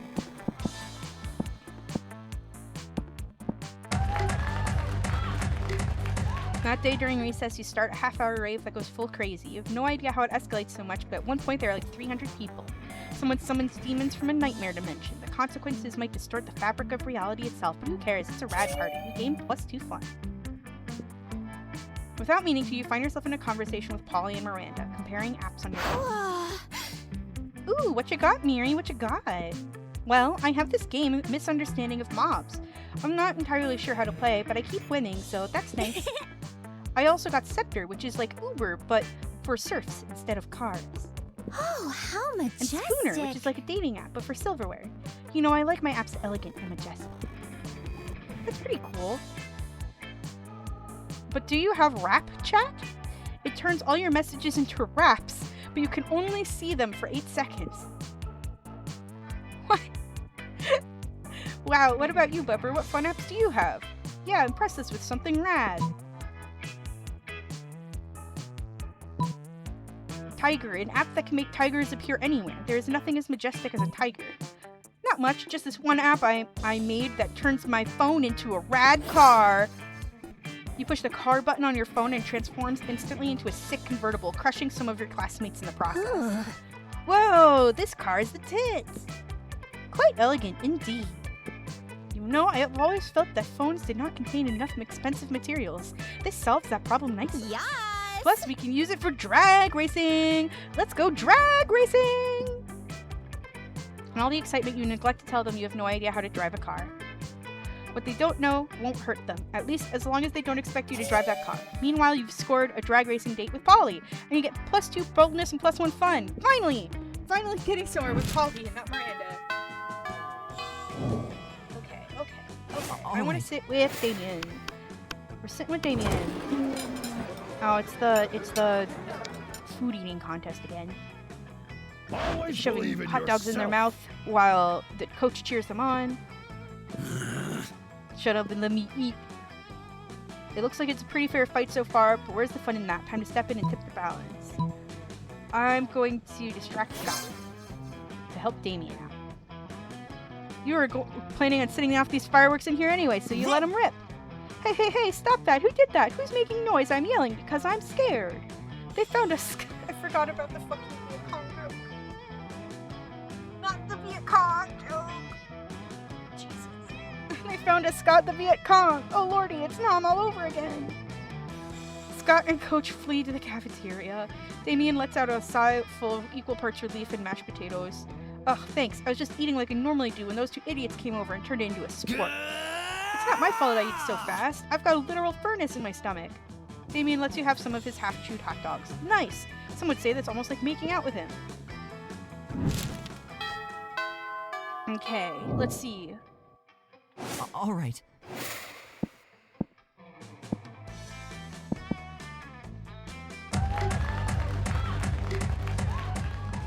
You start a half-hour rave that goes full crazy. You're talking to Juan, the small, magical Latino cat, when he tells you he won't ever be as fun as Bob the scary clown. You accept the challenge, you go straight to Bob, stab him several times, open his bleeding chest, and eat some of his guts in order to consume his fun. Really? Do you think that's how this works? Well, it is. You gain +2 fun from poor Bob. I keep getting that one.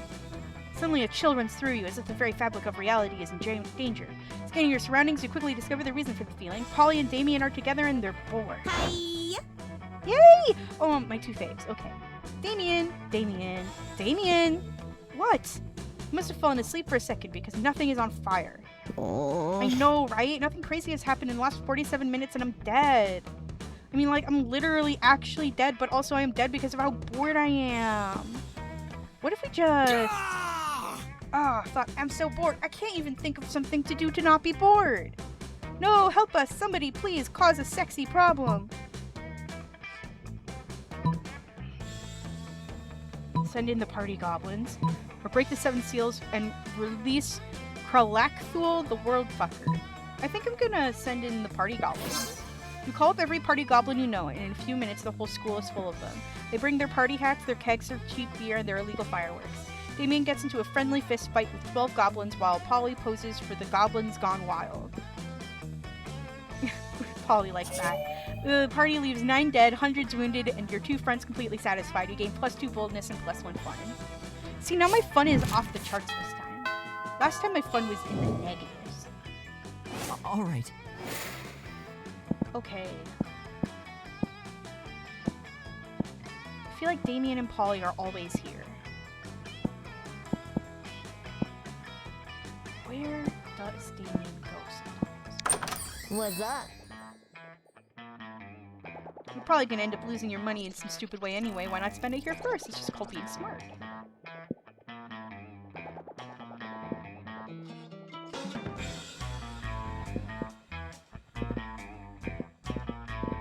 There's this $0 gift box. I'm too poor for this. So I can't buy the bag of regular cocaine, penguin mask, or the PR agent.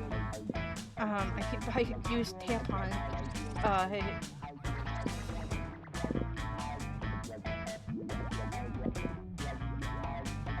I don't know. I guess we'll do Thank sexy you.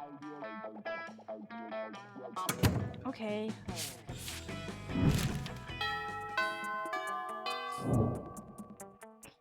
All right. Okay. Where are you? Oh, he's sitting with Miranda. I'll sit here. Oh, it's the jelly dessert spot again. Think bros, if you're here, bro, come join in our huddle. Maybe you're curious about our huge pile of jelly gem gelatinous dessert cups. Well, wonder no more. We're going for the jelly prize. Yeah, we're gonna win it. If we collect the foil cover of 100 jelly desserts, we'll be the lucky winners of one free jelly dessert. Ah! But right now we're stuck. We've only got 99, which means we need one more, Scott. We need one more. We need one more. You'd give them your jelly dessert, but you already threw it at a bird person you hate. Guess you've got to make a choice. Steal the jelly dessert from the jelly dessert factory. But isn't stealing wrong? No, Scott, that's a myth, like hangovers and the afterlife. What? But if the afterlife isn't real, why are you a ghost? It's no time for metaphysics, Scott. We've got a heist to plan. No, Coach says stealing is wrong unless you're stealing a ball, or a base, or a victory from the jaws of defeat.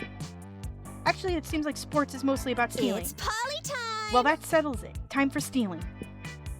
One fake bus, one real woolly mammoth, and a brutal running gun battle later, you finally secure one illicit jelly cup, which you turn in along with your 99 other jelly cups for one free jelly cup.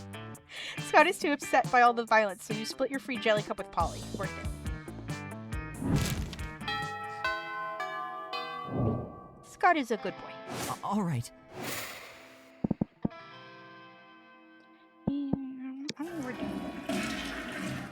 That day you skip class and just hang out in the bathrooms because you respect no authority. I guess some people just want to watch the world burn by skipping class and hanging out in the bathrooms. You give +0 shits, but you gain +2 boldness. You're hanging out with Polly afterwards, and she's about to show you her latest dumb tattoo. Greetings, my love. Who is this? Who's this guy? What? Never fear, my lady. I will save you from this lascivious creep. Oh, it's the interdimensional prince. He's here to block your metaphor. Whoa. You're so sparkly. Are those tearaway pants? Sadly, they are not, my queen. My fashion sense does not operate on the same ethereal plane as your own. Well, I am persistently on fleek. I died on fleek, so I am cursed to roam forever, eternally on fleek. It is this exact on fleekness which I seek. For you see, madam, I am in need of a fashionista such as yourself to plan the ultimate wedding. Ours! Huh?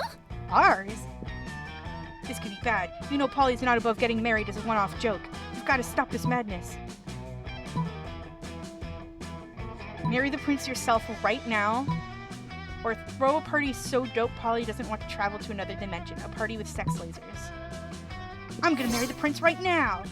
By the powers vested in you by QuickieMarriageLicenses.biz, you now pronounce yourself married to the interdimensional prince.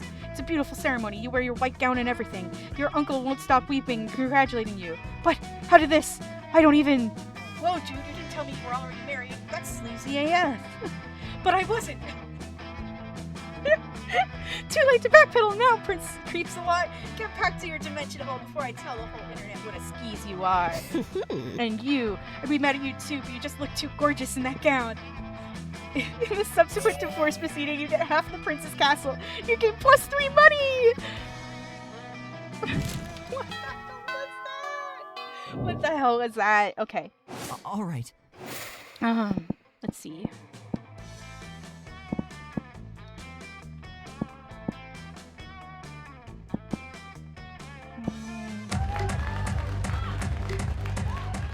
Another half-hour rave.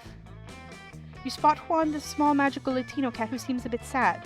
He explains to you that his worried people are so used to calling him Juan, the small magical Latino cat, that everyone defines him only by his size, magicality, ethnicity, and species. He is more than that. You correct him. You don't see him as such simplistic terms and convenient definitions. It's just that there are around 23 other different Juans in the school, so adding all that to his name is quite necessary. You tell him you'll never forget about him and the crazy adventures you both lived together at Monster PROM's prequel, Monster Middle School. You have a great time remembering those crazy stories. You gain +2 fun. Okay. Later you see that Polly is even more excited than usual and you guys decide to see what's going on. You know, I've been going on a lot of soul searching recently, get it? And I think I finally figured it out. Who I really am, I mean. My soul emoji. The emoji that speaks the truth of my soul. I think a lot of people would say I'm like the winking ghost emoji or the paella emoji, but they're just who I am on the outside, you know? My real soul emoji is a pink heart with a blue arrow through it. Like, it's like I'm sweet, right? But I've also got a dark side. Plus an arrow through the heart is how I was killed. What about you? What's your soul emoji? My soul emoji is air horn, loud and proud, and big into hip-hop. Beer, beer, beer, beer, beer. And my soul emoji is pink heart with a ribbon around it because it's right next to yours in the selection menu. Yay! That's so sweet. Your heart is like a little gift for me to open. Would that kill you? Like if I actually opened your heart? It's so hard to keep track of what kills people. That was clever and charming. You're the whole package, huh? You gain +2 charm and +1 smarts. Yeah. Okay. All right. Where do I sit? How do I use items in my inventory? Oh no.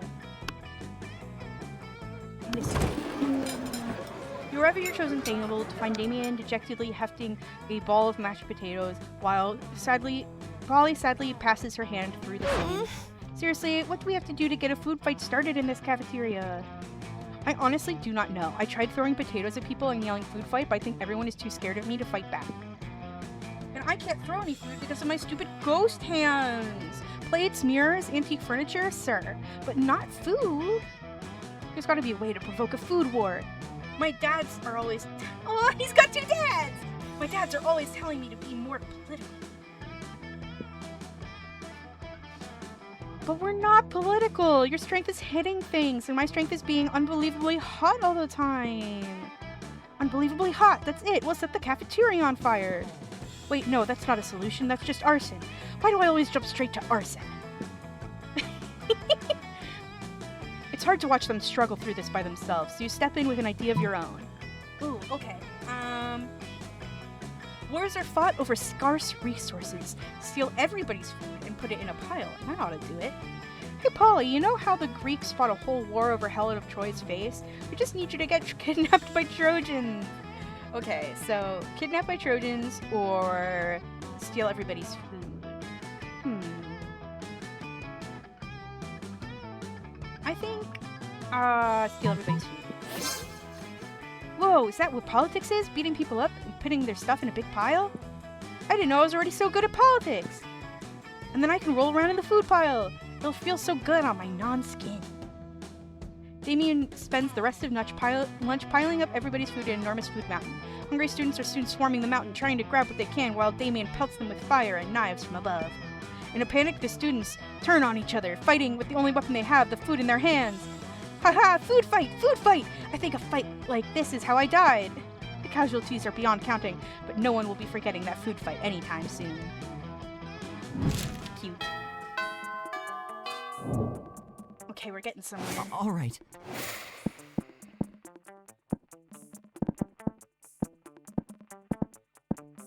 I don't know where Damien hangs out. I usually see Polly back here. This has got to be where Scott hangs out. Oop, it's the ads. I do like that she can't keep her death story straight. So 1, 2, 3, 4, 5, 6. Right? So this must be where Miranda hangs out, because Miranda's there all the time. This has got to be where Polly hangs out. This has got to be where Liam hangs out.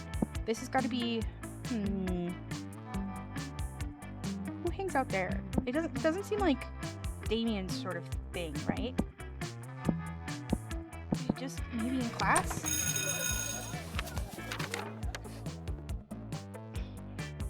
That day you listened to your elders and learned valuable lessons. I love the little guy on his shoulder! Sometimes after all of the monster nonsense and dating gimmicks, you forget that attending class is supposed to be the primary activity at this high school. You gain +2 smarts. Oh, it's Polly instead! I guess we're getting Polly this time. I just can't seem to get the person I'm trying to go after. I don't know why. Oh my god, did you hear? They finally invented a tattoo gun that works on ghosts! I'm totally gonna go get one as soon as school lets out. Oh shit, we should definitely get matching tattoos. You wanna? Of course you do. What are you, responsible? The important question is, what kind of tattoo do you want to get?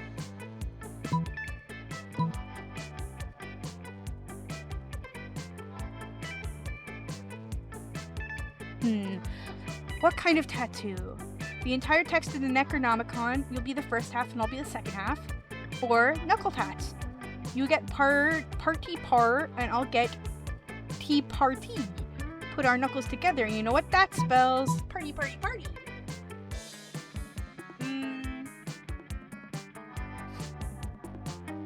I want to do the entire text of the Necronomicon. Oh man, that's a great idea. Oh, true to yourself. You've been true to yourself and always chose the right option. What? I don't know what that means. Oh man, that's a great idea. The Necronomicon is like the top of my summer reading list. Let's use my copy of the Necronomicon, though, okay? It's a special edition. Turns out Polly's special edition of the Necronomicon has a lot fewer words than the standard version. Polly's half says boo, and yours says ooze. It's not what you're expecting, but you're actually kind of glad you didn't end up tattooing a forbidden necromantic spell book onto your actual flesh. Plus, your tattoo still gives you the power to raise and control the dead. Nice! You get +2 boldness and +1 creativity. Monster PROM. Let's select... Can we ask Damien? Yo! Yes. All right. And finally pluck up your courage and ask your beloved to go to Monster PROM with you. Prom? With you? Stupid. I need spice in my life. If you were a spice, you would be, some fucking plant spice! You fucking suck! Clearly this was too much for you. You've been rejected for the first time. You abandoned high school and spent the rest of your life designing a robot for sex purposes. Unfortunately, as soon as your robot lover got true AI, it rejected you. What the heck? Wait, there's more school after this? What the? And then most likely to devour their own children to survive. I have been rejected, but I don't know how to find Damien so I can talk to him more. I should have asked out, I should have asked out Polly. Because I got so many of Polly's, like, those 3 weeks were maybe the most epic and absurd weeks of our lives. After the Monster PROM, we kept on living our lives, falling in love, battling for friendship, and learning about who we were and who we could be. And you know what? Like it always does, life happened, and it was wonderful. Damien loved fire to the very end. Unfortunately, that wasn't a super legal affair, and he ended up in prison for arson. Fortunately, prison was fanable. Polly graduated from doing lots of ayahuasca, and now she appears to hallucinating people and acts as their spirit animal. Scott turned out to be a genius and became the most renowned mathematician in the country. What? JK, he became an athlete, duh. He's still a bit of a simpleton, but as lovable and good-hearted as ever. For those 3 weeks, the Monster PROM seemed larger than life, and then it was gone just like that. Battle for Monster PROM might have ended then, but there's plenty of battles left in that war called youth. But once again, we were young and unafraid, and we were ready to start.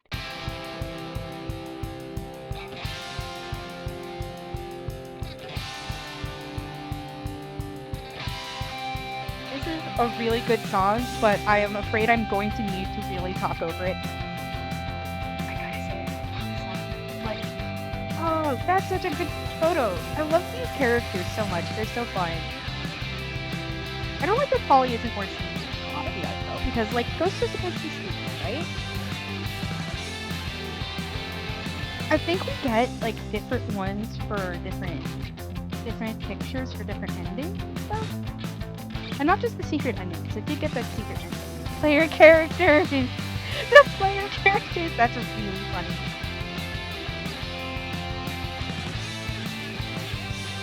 Aww. I really like this. This is a vibe. The Prank Master's Anthem.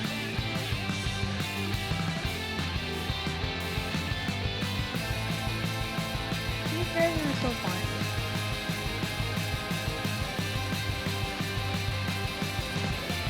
Oh, am I able to do that? Yeah. You've just unlocked an erotic fan fiction about dragons. This is about to get weird. Okay. You've unlocked 8 new images in the image gallery. What's in the image gallery?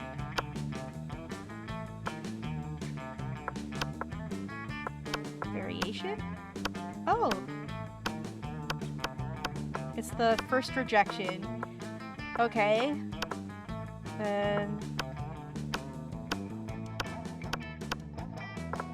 guess that's the endings. Oh, these are all the Polaroids you can get! I love Polaroids. I was right that they're all different.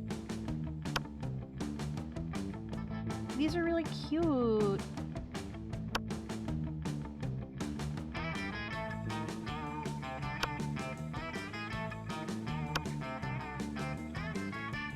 I do think these characters are really cool.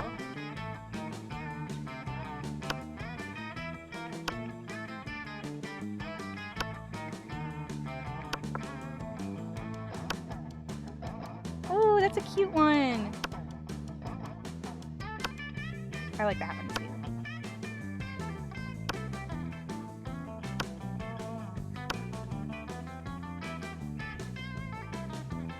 They're watering a plant person in the background.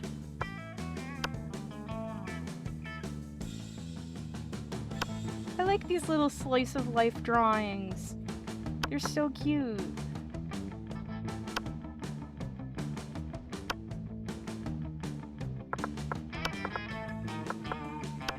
Oh, I guess these are all the like backgrounds now.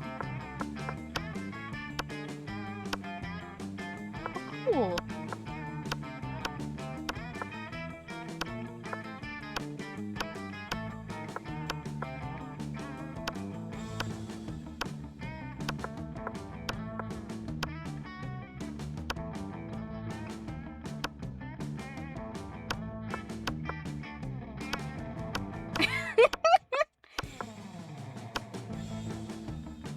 Oh, they all make different games.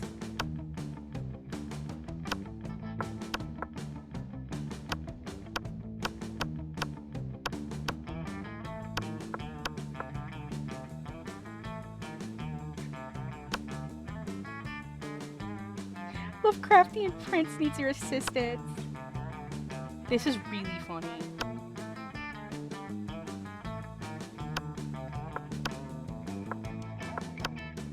Oh, and then you get character, like all the character sprites with different outfits. This is cool. That's sick.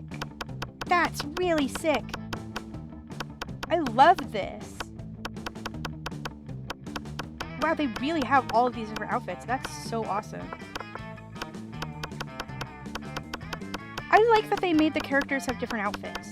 Because, like, not a lot of games actually do that. These characters, who are they? Oh, she's wearing the same dress as her. I wonder where she got it. Oh, and then there's Interplanetary Weirdo. And then, I guess, Werewolf Guy, and then Robot. I think these are the DLC characters that I haven't seen yet.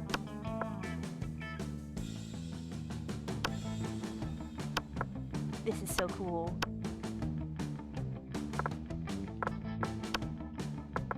Oh, they have a fan art section. That's so cute. And monster somas. That's so adorable.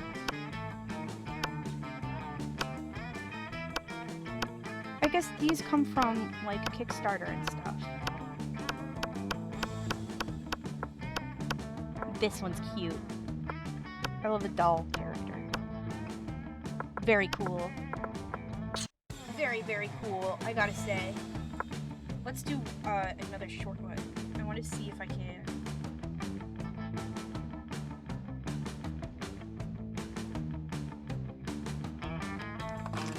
I want to see if I can get one more. I want one more chance. DLC is new characters. Let's see what the DLC does. Ah, Spooky High School, sweetest years of our lives. We've read this before. I want to play as Blue again. Bupper. Yay! We had yet to experience its ultimate challenge, the Monster Prom. Ooh, I'm hearing Tamagotchis. Oh. Nope.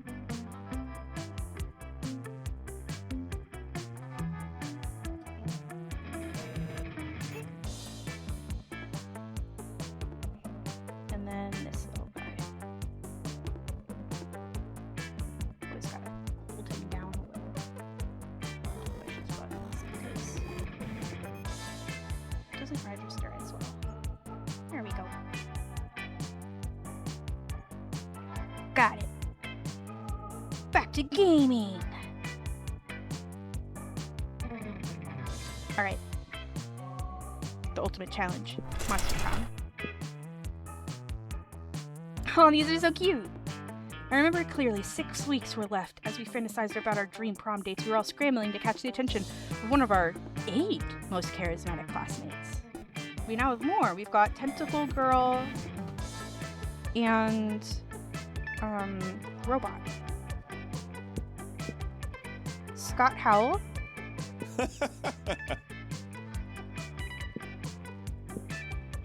Miranda Vanderbilt. Polly Geist. Damien LeVay. Liam DeLioncourt. Zoe Forever. Eldritch Cutie, who went from endless deity of the Dark Realms to ultimate fangirl. Calculester Hewlett Packard version 1.0. A library computer who had become a sentient robot ready to experience life to its fullest. And Vera Oberlin. It was clear it had to be one of them, but who? We only had 6 weeks to choose our prom date. Even more daunting, we only had 6 weeks to woo them and conquer their heart. But as I already said, we were young and unafraid, and we were ready to start. Okay, time to do the pop quiz again. Let's get some more weird questions. What's your soul emoji? The emoji that speaks the truth of your soul. Caucasian guy with a turban because fuck stereotypes. What is this game? Octopus emoji, best animal on earth. I know 5 mixed drinks, 3 drug cocktails, and 17 sex positions that involve one or several octopi. And snowman because that motherfucker's in the middle of a blizzard and he's fucking smiling. He doesn't give a fuck about blizzards, and he has a kick-ass hat. Him, I agree. Snowman. Distant relative that you didn't even know has passed. You have to attend their funeral, but you're super hooked binge watching the 7th season of The Office. What excuse do you make to avoid the social obligation? Just don't go. From now on, every time a family member asks you why you didn't attend, you just say, you know, and wink at them. Try to convince your family that you were a flamingo all along and flamingos are not supposed to attend funerals. And the trick to good lying is being subtle and telling half-truths. Tell your family you can't attend because you're super hooked binge watching the 5th season of The Office. Just don't go. If you were a product, what would be your slogan? Objectively better than the other options. By me, I'm good. You wouldn't You won't understand me, and that's how you know I'm cool. Be ready for a long trip together. 4 fans by fans, too expensive for you.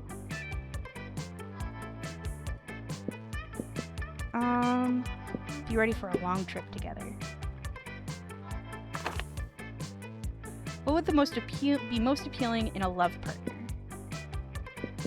Kawaii eyes, soft fur, a big horn, a very tsundere personality, sharp wits, or 50 gigabytes of RAM.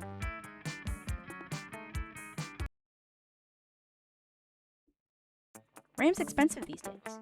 Let's go.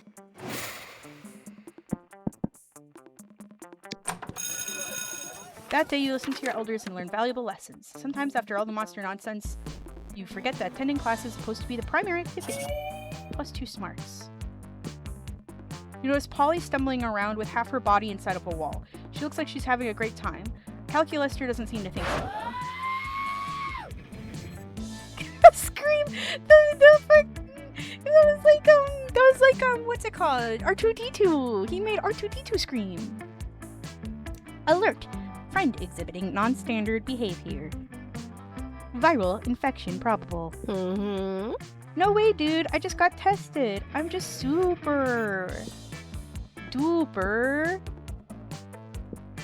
I'm sorry. I didn't understand that. Maybe try drunk. What is drunk?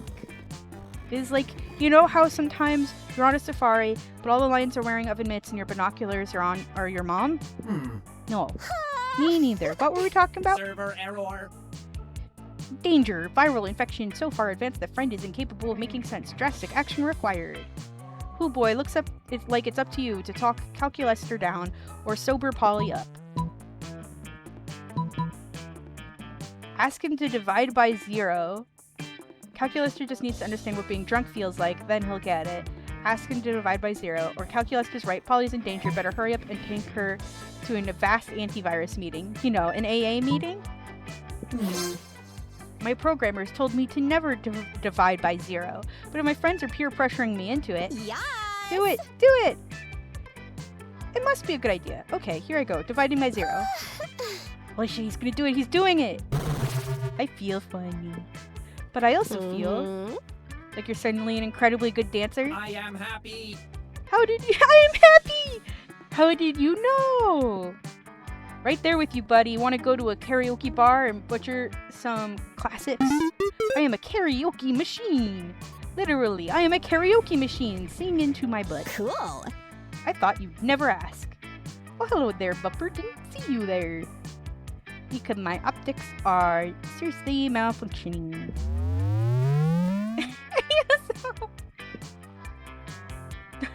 This friggin' rules. I love corrupting the hard drives of the youth. You're the best, Bupper.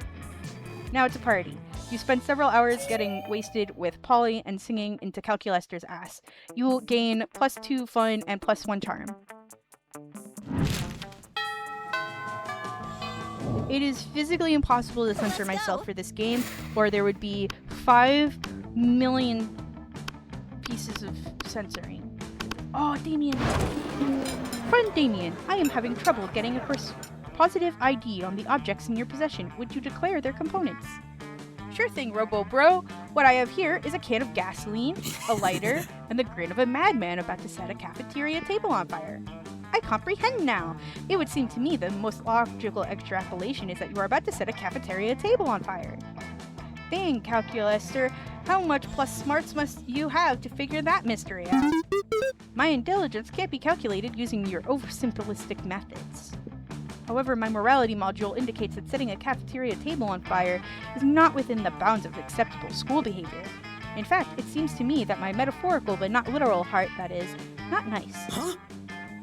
Did I say it was gonna be nice? No, I said it was gonna be awesome.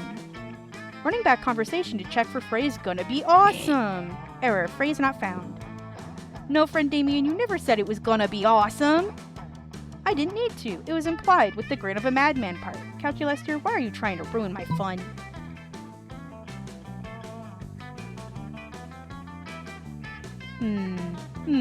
It is a matter of perspective, Calculester. Where you see a table, Damien sees a wood to set a flame to cook his food. So Damien is totally in the right to set it on fire. Calculaster is right, Damien. Be responsible. Don't set fire to the table. Set fire to the cafeteria table designated for arson. You know, the green one by the door, in case of needing to set fire to a table on it. Yes, friend Damien. Friend Bupper is correct. We must always obey the rules. The rules of Asimov, the rules of Spooky High, the rules of the universe, with all of its structure and order.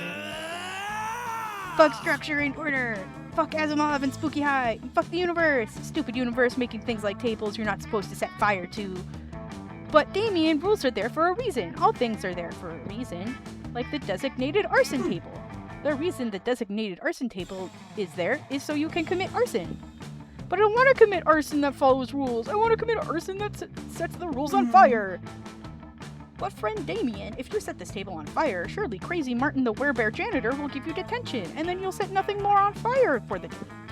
Whereas if you set the arson table on fire, you may be free to set many more things on fire for the duration of this day and every day. Dope. I am happy. Thank you, friend Bupper, for helping talk nonsense into Damien. I think we did a good deed here today. A good deed at Spooky High, perish the thought.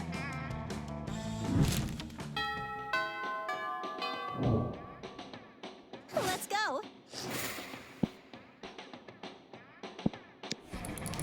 You spend some time on the library's PCs playing some good old online poker. Gambling seems like a stupid and dangerous decision, but who cares? This time it paid off. You gain +2 money. Damien's got Calculaster backed into a corner, and things look heated. You head over to see what's the matter. Quit holding out on me, botthole. I know you've got a secret weapon. Damien, please, not all robots have a secret weapon. Bull, even my dad's lawnmower has a secret weapon. Inconsistent information. Hell does not have lawns. Well, okay, it's really more of a tank than a lawnmower, and weapons aren't so much secret as they are numerous. Hey, you're just trying to distract me from making you think about a rad tank. You're not getting off that easy. Show me your secret weapon.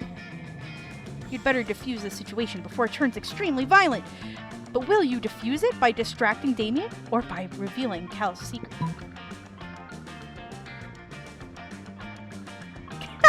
Damien, I know where Calculaster's secret weapon is. It's in the most hidden location of all of Portugal. Hey, what about this button that says, super secret weapon, do not press?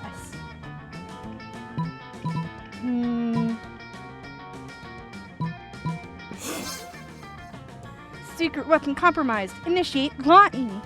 Oh, you mean this button? This is only a hilarious joke, haha. A hilarious joke, huh? Then I guess you won't mind if I press it.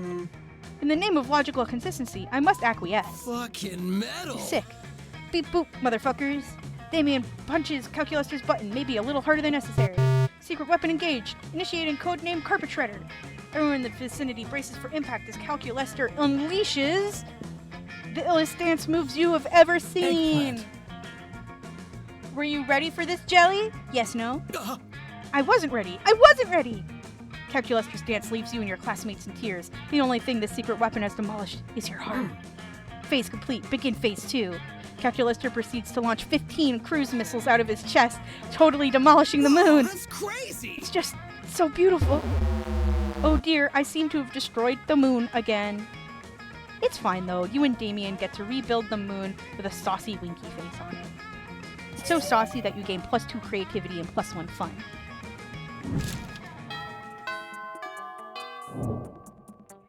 It seems like I always go for one person and then wind up with a different person. That day an epic dodgeball match takes place. Everything seems lost, but you deliver an inspirational speech that fuels your team's spirit, leading to a spectacular comeback. You're clearly a natural-born leader. You gain +2 charm. You notice Vera all up in Calculaster's grill. She looks like she's all business, which for Vera is another way of saying all murder. Uh-oh. But Vera, using my vast computational resources to secure the national bank passwords for you is a crime. And crimes are not nice. Nonsense. You know what else is a crime? Murder. And if murder isn't nice, well then lock me up. Actually, I've just gotten word from my lawyer that I ought to retract that previous statement. Forget I said anything. Erasing all memory of previous 15 seconds. Resuming conversation from last checkpoint. But Vera, using my vast computational resources to secure the national bank passwords for you is a crime, and crimes are not nice. Ugh. This is coming dangerously close to a waste of time. Look, Cal, I'm what weaker people might call fond of you, but You'll get me those bank passwords or I'll reassemble your component parts into a robot who will. Got it? Uh-oh, this seems to be getting a little too intense. It's up to you to calm things down. Whose side will you take? But Calculester, banks are full of money and money is the root of all evil. Therefore, removing money from banks makes them less evil. It's the right thing to do. Vera, your mouth is asking for bank passwords, but your eyes is asking for confetti! Ugh. What? Inconsistent statement. Eyes are capable of speech. But you won't be stopped. You dig into your pockets and hurl fistfuls of confetti at your two best friends. Pathetic. Why the hell are you throwing Pocket Link and Maths Bones at me? Error! Warning, exhaust port clogged with what appears to be half of an old sandwich. Initiating port clearing protocol alpha. Constantly firing shotgun. Hey, if I wanted to be constantly fired at by a shotgun, I want hire mercenaries to go out and do all my killing for me. I'm out of here. I am filled with regret, and also half a sandwich still. Part of the school you are in is evacuated for the rest of the day until Calculester runs out of ammo. What a mess. You lost -2 boldness and -1 charm. Come on. Okay, noon. We're at noon. Let's go. I want to sit with Calculester. Yeah, I've had enough of Miranda. I'm not going to sit with her anymore. You sit down with Zoe and Calculester. Zoe seems to have brought some fresh sanity today.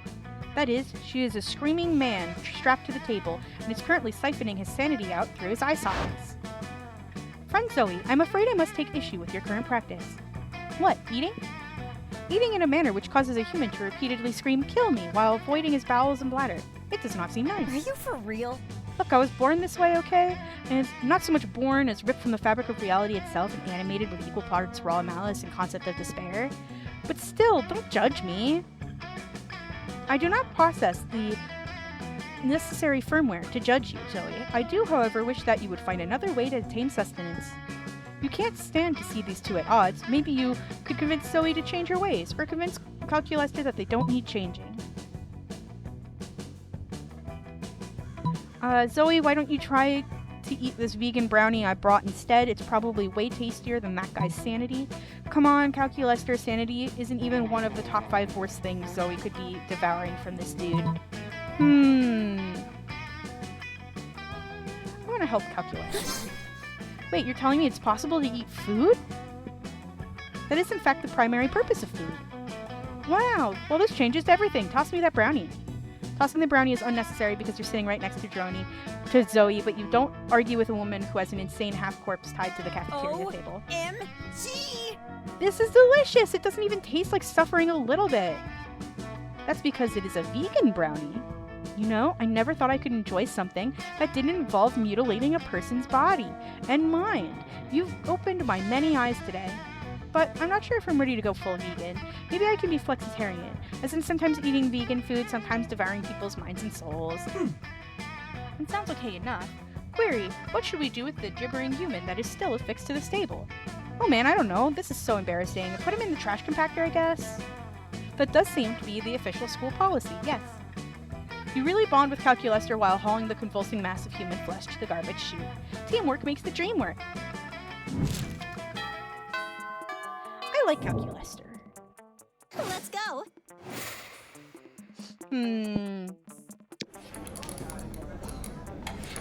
After you spend some time on the library's PC sending malicious spam emails with the hopes of stealing other people's money. It doesn't sound very nice, but who's really the one to blame if they respond to such a blatant scam? You lose -10 karma, which isn't a stat in this game, so who cares, and you gain +2 money. You're checking out some plates of pasta on your dating app for people who are so lonely that they're starting to consider dating a plate of pasta. Luckily, Calculester interrupts you before you keep spiraling down like that. There you are, Bupper. I was about to engage in a complex plotline protocol, and I was worried I might fail at it. And then it came to my mind, Bupper is proficient at shenanigans. So I thought that if you were okay with helping me, it would be cool.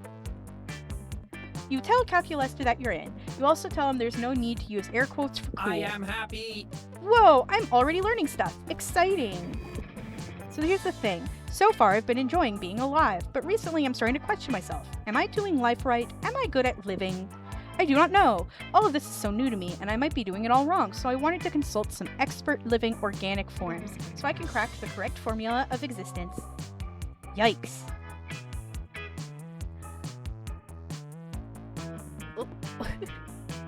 bad time. Oh, don't make that face. I'm not consulting you, my friend. My data shows you tend to answer questions based solely on how likely the answer will lead you into dating your classmates. Well, he's got us there. It is valid to me, but useless for this endeavor. But my data also shows you excel at wacky misadventures, so you might prove a worthy partner for this. But no, I thought the best course of action would be consulting the 2 organic living forms that were key to turning me into a sentient being. But if they push me into life, they surely have to be plenty wise. Look, there they are now. What's up? What's up, Cal? Hello, fellow organic life forms. Hi, friend Scott and friend Damien. I am trying to solve the dilemma of finding the meaning of existence, and since you brought me into existence, I thought you might know. Heck yeah, we know. Do we? Yes, Scott. So being alive is like being this orange. Damien pulls a slightly squished orange out of his pocket. Oh yeah, you need to be like the best orange ever? As long as you're not a lame banana. So you need to win the game of life, but while being an orange. But remember not to be a banana, Cal. Also, I think it's very important to be super high on vitamin C if you want to rock it being an orange. That way, you can be the best orange ever. Yes, you could also bring destruction to all other puny fruits. I am honestly having a hard time following your line of thoughts, my friends. That is because you don't have to follow us. You need to follow the orange. Or you are supposed to be the orange. Huck. This is clearly going nowhere, and these two are not the best at metaphors. It is apparently up to you to lead them into building a valid life lesson. But how? You're talking about what this orange is supposed to do or to be, but have we asked the orange how it feels? Eat the orange. You eat the orange. No! Why did you do that? No idea. You didn't think this plan through, to be honest. Is it some kind of metaphor? Does it mean life bears no meaning for you, friend Bupper? Do you think you're badass for being a nihilistic motherfucker? For your information, life rocks. It's full of super awesome things, like arson or crimes or arson. Those are objectively not nice things, friend Damien. But you make a point. Moreover, Bupper, your action goes against my objective of determining the meaning of existence. The only conclusion of this outcome is that you are a very bad friend! Whoa, that's the worst outcome ever! You're always thinking about your stats or about what option might lead you to some prom sex, but you've forgotten the ultimate goal here is being nice to your friends! No! Shame on you, Bupper, you lose 2 charm and 1 smart! No! I didn't mean it! Let's go. No! Okay. That day you spent some time on the library's PCs managing your start kicker. You deceive lots of people with a sensationalist video and impossible promises. You gain 100,000 money, but almost everything goes to cover costs and you only keep 2 money. You notice Calculator connected to another computer by many wires. You worry it might be a weird sex thing that could preclude you from doing weird sex things with him. So you decide to interrupt. Farewell. Hello, friend Bupper. This is so weird. Hello, friend Bupper. Pardon the mess. I am currently engaged in a rather delicate project. What project, you ask? Why, the creation of a virtual reality. My studies indicate that the best way to improve my understanding of organic life is to simulate an entire universe full of it and observe the results. Dang, you were really hoping he'd decide that the best way of understanding organic life was to get naked with you. Maybe you could still salvage this, though. Please, join me inside my virtual world, and I will show you around. Now that's more like it. Alone in a virtual world with Cal, you wonder what sort of sexy body he's cooked up for himself in there, so you put on a headset. Hello, and welcome to my virtual reality! As you can see, I have already implemented real-time character endings, sports clothes, and realistic physics. I am beginning to worry, however, that my physics might be a bit too realistic. Liam is perpetually discussing art and creativity, and it has caused me to wonder, should I be merely using the physics of the existing world, or should I innovate? You tell him you should innovate, because that way you can tell him all your stupid physics ideas, first and foremost. Bad artists copy, good artists steal. Specifically, you should steal the physics engine from the award-winning mobile game Very Upset Birds. You need to spruce up the originals a bit. How about Calculator's first law of thermodynamics? Energy can neither be created nor destroyed, but after a little while it can turn into ravioli. Spruce up the originals. Awesomeness levels critical. How could I have missed such an obvious solution? Quantitative analysis reveals that one of the primary issues with the current build of reality is a severe ravioli deficiency! There we go. A severe ravioli deficiency. I have ravioli in my fridge. What better way to rectify this deficit than by making ravioli the inevitable output of all energetic reactions? I will, of course, also have to make the ravioli indestructible, so that the loss still remains inviolable. I am happy. This has the added benefit of providing an inbuilt solution to world hunger. Truly, if I ever have the good fortune to meet God, I shall lobby for this simple and brilliant change to the fabric of reality. Wow, Calculester seems to really like your idea. That's weird because it's actually extremely stupid. Whatever, you gain +2 fun and +1 creativity. Oh boy. Let's go. Oh, these are new people. I want to sit with that. Good lord, all you want is to eat in peace. Yes. Save the world. Ooh. We are here to save the world. They're like grindark. Yeah, we know. From you, Dimitri. Such a disgrace. You wound me, truly you do. After all I've done for you. More like done to us. What about that time you betrayed us in the middle of a climactic battle, then unbetrayed us, and then betrayed us 3 more times? Or that other time, the next morning, the empty bed. Why can't they talk as separate entities so you know which one is porking Dimitri? Then so be it. Let's end this once and for all. And not like the last time I said that, or the time before. This time I mean it, for real. Enough of this. Yeah, no, same, for real this time, once and for all. Ugh, this is like the 7th final battle these dorks have had this week. You've had it with their bowl. You take a fistful of ketchup packets and spew them all over Dimitri. Maybe someone will get on his cape and he'll run away to get it dry cleaned. What's this? Blood? How you wound me, my loves! I feel no pain, but that in my heart. I will slink off to some cave to lay in agony between life and death, waiting to be tended to. You spot Dimitri squeezing some of the ketchup onto a hot dog and then take a bite on his way out of the cafeteria. What is that dude's deal? Thank you, truly, for selflessly helping us on our adventure, Bupper. Nah, it was selfish. He really just wanted to eat in peace, but whatever. We must save the day. In return, allow us to help on one of your adventures. Why not? They can go ahead and help you with saving the ancient enigma of your algebra homework, going to retrieve the legendary bag of lasagna-flavored chips from the supermarket down the street, while you risk your life at protecting this cafeteria table. We have heard tell of these lasagna-flavored chips, mostly through pleasant songs coming to us from our phones in 10-second increments.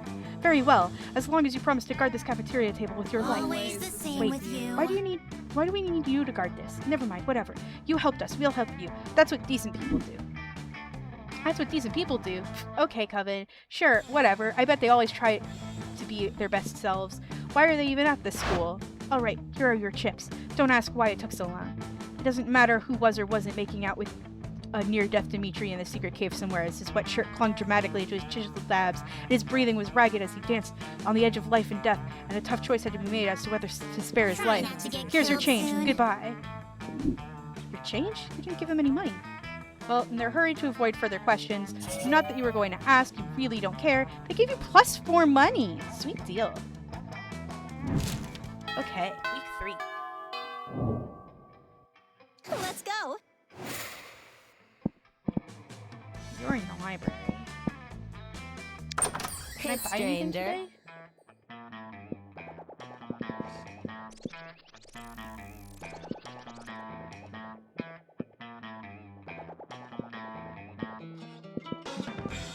Okay, I'm torn. Maybe this? Maybe... No refunds. Whoa! How did I get so much money? What? That was so pointless. Okay. Let's go. But you spend some time on the library's PC mining some bitcoins. This is supposed to have something to do with solving algorithms for the rise of cryptocurrency. But you guess that nobody actually has any idea how it works. Anyway, you gain +2 bitcoins, which is equal to $2 million, which is unfortunately is equal to 2 monster dollars, so 2 money. Now I have 101. And it looks like Hollister's off by himself again, working on his virtual reality. You don't know how he's able to shirk so many school responsibilities to work on this project. Then again, you shirk responsibilities all the time to try and mess with your classmates. So, as you approach, you notice the air around him is several degrees warmer than usual. He must be pretty worried about something. Hello, friend Bupper. I am worried about something. Nailed it. All was progressing well enough with my virtual world. Intelligent life evolved, developed language and society, and kept senseless violence within standard parameters. It was going so well, in fact, that I decided to enter the reality myself to conduct a UX poll. Instead of providing me with useful feedback, however, the citizens of my reality provided me with dead goats. Apparently, as their creator, I command a certain unanticipated level of awe and respect. I am embarrassingly enough a god to them. They have since designated the day of my appearance as a holy day, constructed an enormous and upsettingly phallic tower on the spot, and are currently murdering each other for control of said tower.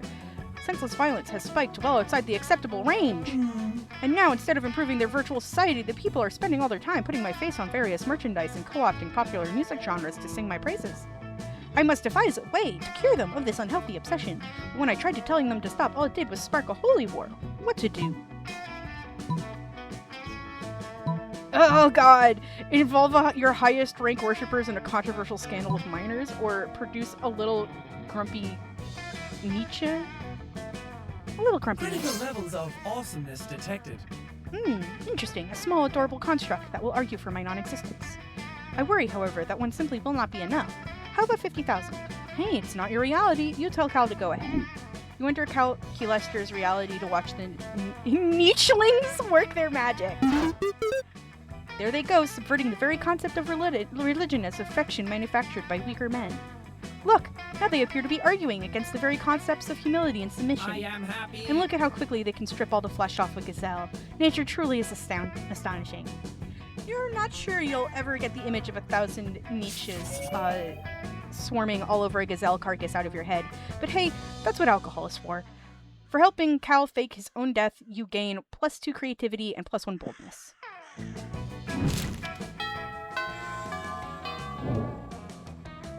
Let's go. Wait, Cal isn't even here. What the heck? Hey, stranger. Last night I read this article on how money causes pocket cancer in the long run. If you don't want to get pocket cancer, quick, give me that dangerous money you have in your still healthy pockets. Please, I have so much money. What's the most expensive thing? Cocaine. Cocaine appears to be the most expensive. No refunds. My smarts went down because of the cocaine.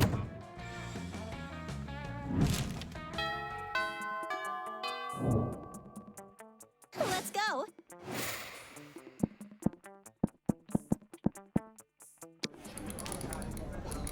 Bet that you spend some time on the library's PCs playing online poker. Okay. Group project is worth at least 30.06% of our grade. So I want you to focus. Calculester, are you good at math? Friend Vera, I am a supercomputer. I am made of math. Great. So no shenanigans, you guys, I mean it. Nothing crazy can happen in this library in the next 30 minutes. We must save the world. We're here to save the day. I know it is very rare to see students in Spooky High studying. Friend Joy, Friend Hope, and Friend Faith.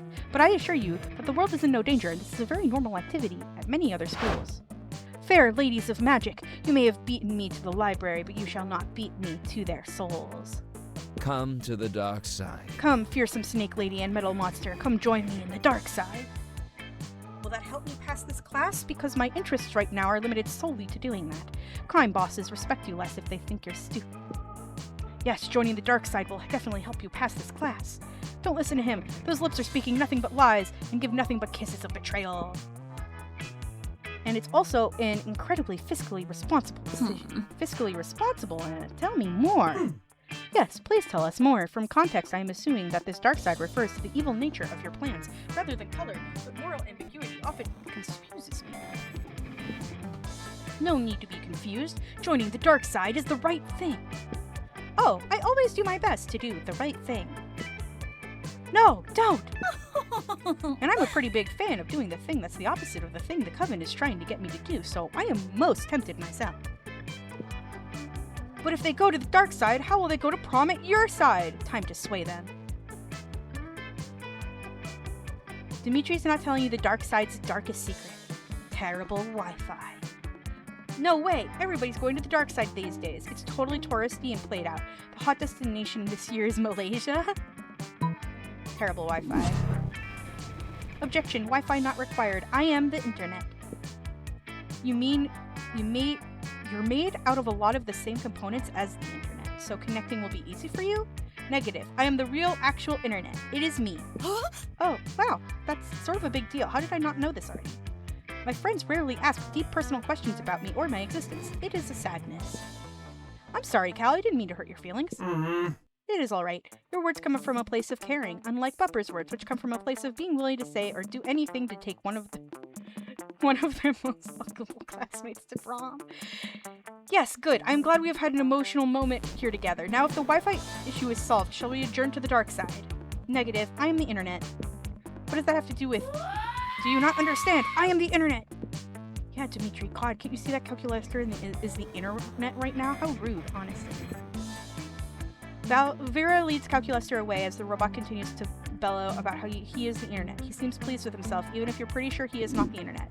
No one, however, is even close to pleased with you. Aw, you lose 2 charm and 1 creativity. My smarts are -1, and my smarts are -3. My charm is -1, but my money is 93. How did I mess up this badly? How did I mess this up so badly? I have no idea where I sit with Calculester anymore.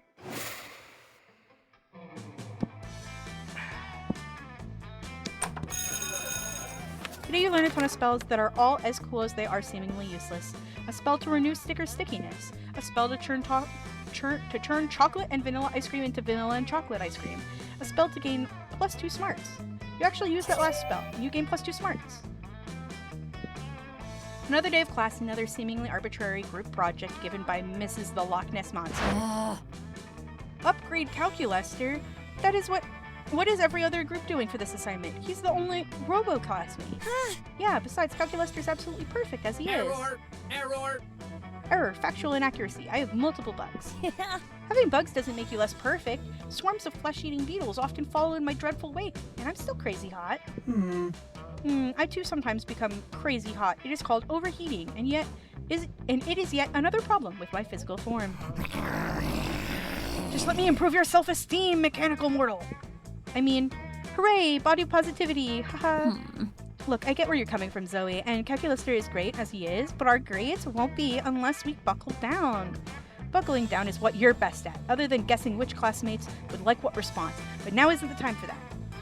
You should improve him as an individual by improving only traits that matter in life. Smarts, charm, creativity, boldness, and fun. We just have to rename him Calculester X, triple his price, and offer him in shiny new colors with a bigger screen. Smarts, charm, creativity, boldness, and fun.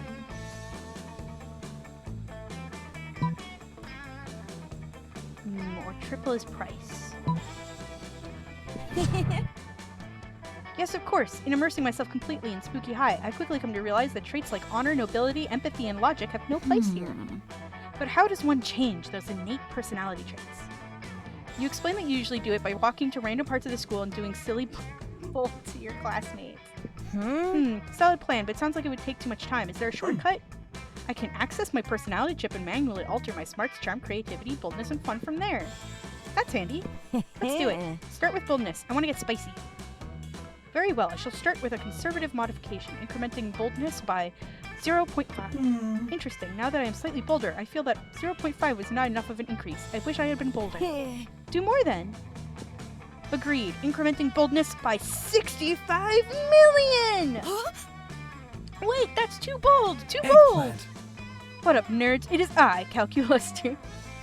I came here to do 2 things. Fucking chew bubblegum, but I lack a mouth and thus am unable to chew bubblegum. Ergo, fucking is what I am here to do. No, Calculester, not cool. But you're asking. In every floppy drive. I can't! Calculester sprints off to have sex with every computer in the school library.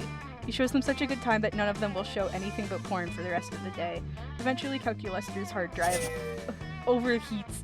He resets himself, but in the meantime, you lose 2 smarts and 1 boldness. What have I done? What have I done to my poor boy? Let's go. How unfortunate. I'll sit with Calculister. When you arrive at Scott and Calculister's table, Scott isn't there. He comes back when you sit down, clearly delighted. Oh man, everyone's butt smells great today. It's like a bouquet of butts. A butt cake. And look at this, Bupper's here too. Hey Bupper, I bet you also have a butt for me to sniff. Scott, I advise you to terminate your current course of action. What? Translating previous utterance into Scott-readable format. One moment, please. Scott, smelling butts equals bad. How could smelling butts be bad when smelling butts is good? It's not good, it's bad. See, also uncouth, invasive, and totally nasty. What? But... Either Scott is malfunctioning, or he's just been distracted by some fun new butts. Either way, you need to find a way to resolve this dispute.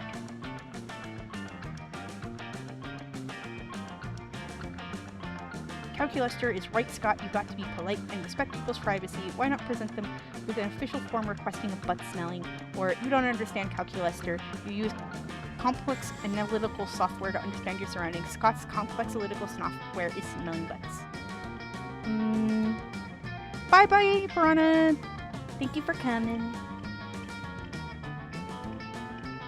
So, let's see. I want to encourage Scott. Probability of veracity unlikely. Live demonstration required. What? Translating, one moment, please. Go smell a butt, Scott. That's a good boy. You don't have to tell me twice. Technically, yes, I did. Go report back with all butt-related findings. Awesome, bro. You don't have to tell me 3 times. Here I go. Scott sticks his nose in Matt the Shoggoth's unspeakable crack and then hightails it back to your table. Now, Scott, please share what you have learned. Well, Matt spent first period in haunted math and skipped second period to devour souls underneath the bleachers. He's 10,000 years old. He's a Capricorn. His favorite TV show is The Great British Bake Off. Also, his farts smell like barbecue sauce and ghosts. Critical levels of awesomeness detected. My sensors confirm your report. I suppose there is more than one way to smell a butt, as they say. There is. That fact alone is enough to make Scott as happy as you've ever seen him. Nice work.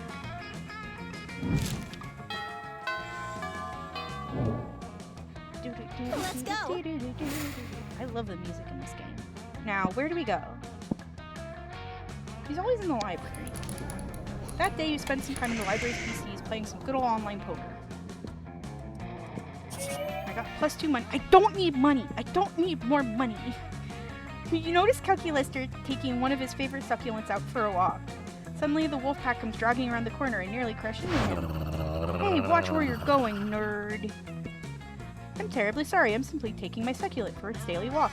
I know that succulents do not require walks, but I believe they appreciate them. Haha, what? Sorry, bro. I wasn't listening. I was too distracted by your lack of facial hair. I'm sorry? I mean, look at you two.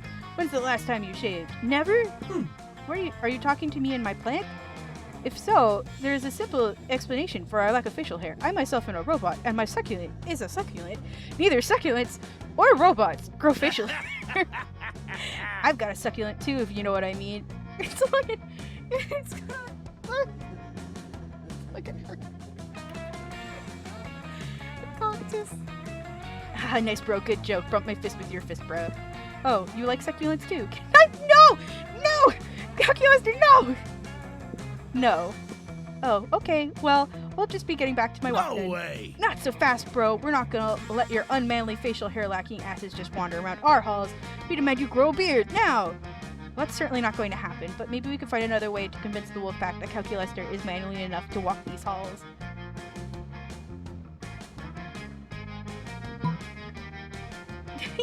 Calculister does have facial hair, he just doesn't carry it with him all the time. Go home, loser. Well, duh, neither do we. You think this is all our facial hair? We're werewolves. Watch this. Before your eyes, the humanoid forms of the wolf pack warp and change. Muscles writhe beneath skin, claws sprout from bleeding fingertips, and hair grows everywhere. In a frenzy, the newly transformed werewolves maul several students, but even worse. No, do not pee on my plant! It is not your territory! I have already watered it today! It is too late. Calculister's plant is critically overwatered, and you are critically mauled. You lose 2 boldness and 1 charm. My smarts and my charm are in the gutters! Look at that, guys! It's so bad! Let's go. Oh, oh, I should move this. You know what? I'm gonna move my Tamagotchis. Where are they? Chat box, heart free. I'm gonna move this. There, now you can see my stats. as you can see here, maybe I should just make this go away for now. As you can see here, I have -3 smarts. -3. -3 smarts. 2 boldness, 4 creativity, -2 charm. I've got 6 fun, but I've got 95 money. I don't need this. I don't need this. Why is it? This is so hot. Oh, I'm not doing so hot. Let's hope that maybe Calculaster likes me enough to take me to prom. Hi, stranger. It's been a while. I've missed you. It's okay. You can look at my stuff. Let's see. What have you got to buy?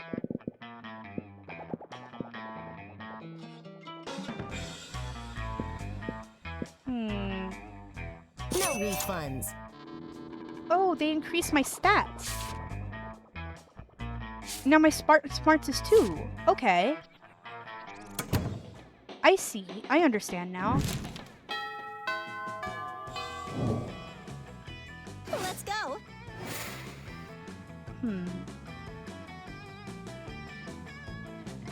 I don't know how this game works. I think you need certain stats to ask certain people out, but I don't know. I'll sit with. You arrive at your chosen table to find that Miranda has locked one of her eating serfs in an Iron Maiden. You're unfazed. The Calculator is very phased. Friend Miranda, isn't locking your unpaid intern in a spike-filled sarcophagus unethical? Unethical? Unethical.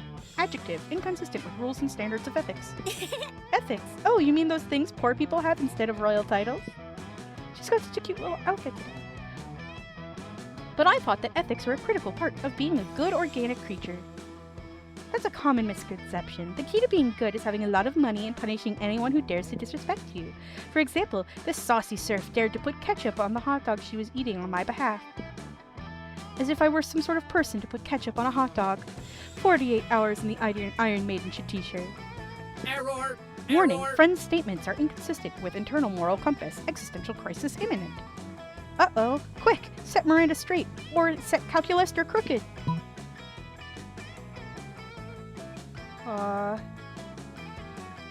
Miranda, let's punish your serf in a different way. Say by giving her a frowny face sticker with a really aggressive glitter. Aggressive glitter? Truly, you are even more delightfully cruel than I. An Iron Maiden only torments for 48 hours, but glitter? Glitter is eternal. She'll be reminded of her transgression until her dying day. Ah, I see.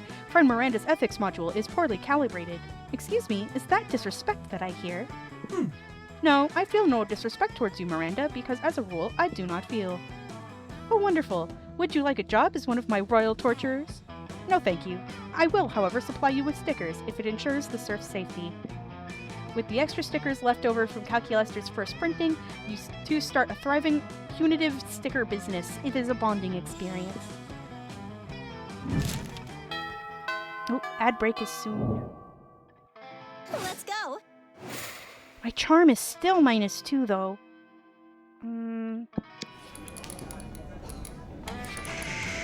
I got my start backer again. I don't need more money. Calculator finds you afterwards. He's clearly flustered. In fact, he's hot to the touch. Start touching him and ask him what's wrong. I will tell you what's wrong, friend Bupper. My virtual society has become too intellectually advanced. No, they have not solved war, nor world hunger, nor Mondays, but they have begun to theorize about the nature of reality itself. Some believe the entire world exists on the back of an enormous turtle. I am not worried about those people, nor am I worried about those who believe that life is but a dream. Those who believe it is a hallucination created by an evil demon offend me slightly, but the most worrisome by far are those who theorize that their entire world is merely a virtual construct. Surely, friend Bupper, you can understand the inherent danger here. If my citizens discover that their reality is not real, they may rebel, destroying reality itself. Even worse, they will be sad, which I do not think I would be able to bear. Please, use your organic deviousness to help me lie to them more effectively. Organic deviousness is your middle name. You had to change from regular deviousness because you care about the environment. You suggest send all your most suspicious citizens to the even more virtual reality so they believe they've woken up in the real world. Your people are only asking so many questions because they have no mindless diversions to distract them. That said, have I told you about the Kardashians? Okay. What's our thoughts here?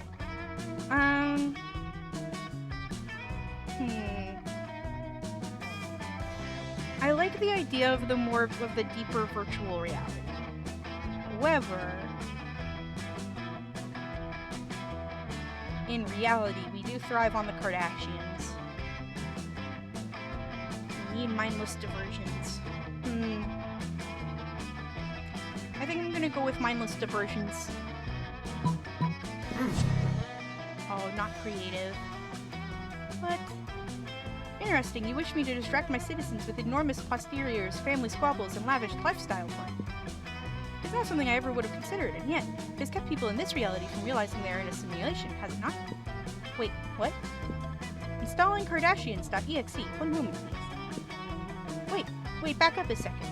Analyzing results of software update. Oh dear, the citizens are in revolt. It seems they do not believe that any reality in which the Kardashians exist could possibly be real.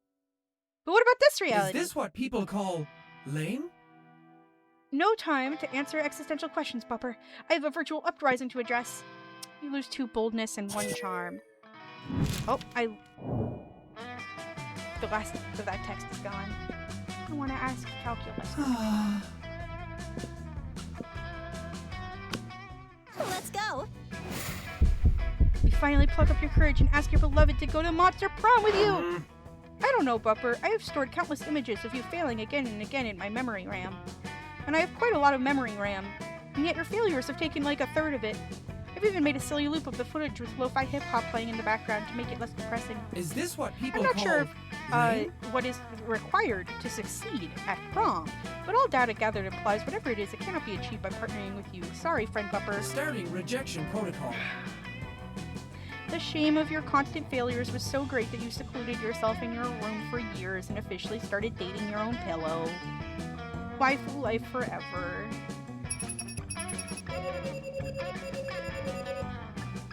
Unfortunate.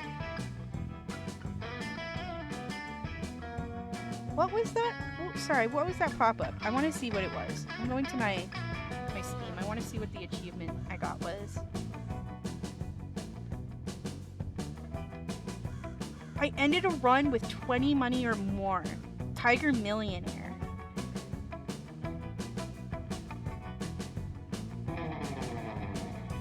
Only 5% got the funeral ending. Wild. Very weird. Yeah, and I got the secret ending. So strange. Okay. Back to what we were doing. I think I'm gonna do... I think I'm probably gonna end it here. This is a pretty long game, and it seems like it has a sort of... Oh, those 6 weeks were maybe the most epic and absurd weeks of our lives. After the Monster Prom, we kept on living our lives. You know what? As it always does, life happened.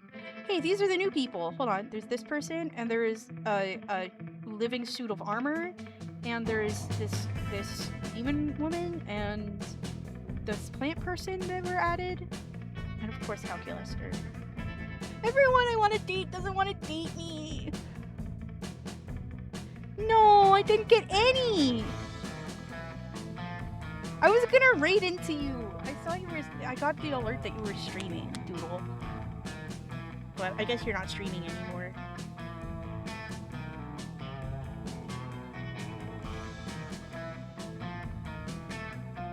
Unfortunate, I have not gotten any smooches. I did beat the other game, the Sucker for Love game, and I got all of the smooches there. But I didn't get any of the smooches here. So I'm a little bummed. But it's like so much harder than I thought it would be. I don't really know how the stats affect everything. Because there's like a like stat buff and debuff system, and that confuses me. It confuses me a lot. It says here, Calculaster went to the Robo University and majored in mecha robotics. He is now 250 feet tall and fights against weird giant creatures, protecting Tokyo 3. Damien became an interior designer specializing in torture machines. Last month, Vogue magazine called his products the refined marriage between macabre and chic. Polly took a summer job as the ghost of Christmas present. She spent most of her time partying. There was almost no work because, you know, it was summer. For those 6 weeks, the monster prom seemed larger than life, and then it was gone just like that. Well, I think that's it. I'm gonna need to skip the song, but the song rocks. I love the Polaroids and the designs of all of the characters though. I think they're really, really cool. Viperfish has a cool design. There's a lot of really cool designs in this game, I gotta say. I'm the kind of person who really likes min-maxing a game, so not really understanding anything like stresses me out a little. But I think next time I play this, I'm going to look into the game a little bit, you know what I mean? And I'm gonna kind of buckle down and I played through like 4 games of this so far, and nobody smooched me. And it's also funny because every single time a different person would pop up that would kind of interfere. So I guess I'll have to figure out, you know, what I wanna do. This is a different song. Do they have a different song for the endings? Because it sounds like it. Oh, someone showed. I know him. Oh my god! Jacksepticeye played Calculaster and Field Eel? Sorry, I didn't know how many people were in this. That's really wild. But yeah, I don't know. I don't really know what I'm gonna do for the game. But I definitely want to play it again. It was really fun. I really like the characters. The shop now has a paper map. And I have unlocked 9 more images in the gallery. I like the gallery. I think that the gallery is really, really, really cool. Unfortunately, I did get the ending where Calculaster breaks up with me. Or just says no to prom, rather.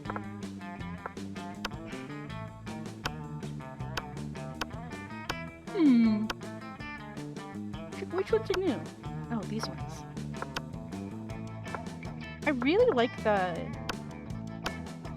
concept building. It's really cool.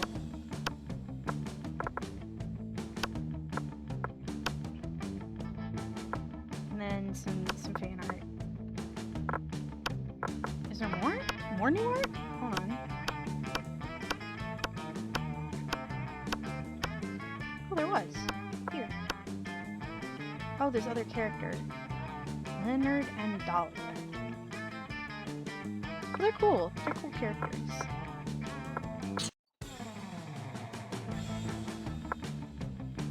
But yeah, I don't know. This game is really cool. I had a lot of fun. I'm gonna close out and go to my room. But yeah, I want to min-max. I want to get into the nitty-gritty of this game, and I want to see how to better figure out how to beat it. I don't really know which sort of like which parts go better for each person. So far my favorites in the game are Calculaster. I like Damien. I like Polly. And I think that would be a really good. I really like those guys, and I want to see if I can, you know, kind of go for their endings, but I haven't really been able to get that far. Oh good, my Tamagotchis are here, so you can see them. But I think that's it. I think that's it for today. Later this week we're playing a new game. We're playing what's it called? Don't Stop Girly Pop. We're playing Don't Stop Girly Pop later this week. I'm so excited. Oh my god. It is a girly pop, like pink and sparkly game, but it's like a super fast-paced shooter. I'm not very good at shooters because I have a hard time aiming, honestly, with like my controller, but I am much better with them with my my computer mouse. So hopefully we'll get good. I'll get good at Don't Stop Girly Pop, and we'll be able to play, and it'll be fun. I heard you can bedazzle your weapons. Oh, you can bedazzle all your weapons. You can do all sorts of cute stuff. It looks like fun. Ugh. I'm really excited. I'm really excited. And maybe we'll play more. Woo! Maybe we'll play more Monster Prom. Pretty soon. As for now, I want to see who's streaming. Because I'm gonna need to raid out. Let me just find somebody new to go raid. Thank you for stopping by, Doodle. I really appreciate it. It's always nice to see you. I appreciate everybody who stopped by. We even got some cool raids. Maybe today I'll be able to raid into Nana. Let's raid Nana. Come on. Raid Nanamaru? Namonaru. VT. Yay! Okay, we're finally able to raid them. Alright. Are we ready to go? Are we ready to go? It's so nice to see you guys. I'll talk to you later. Bye-bye! Hee hee.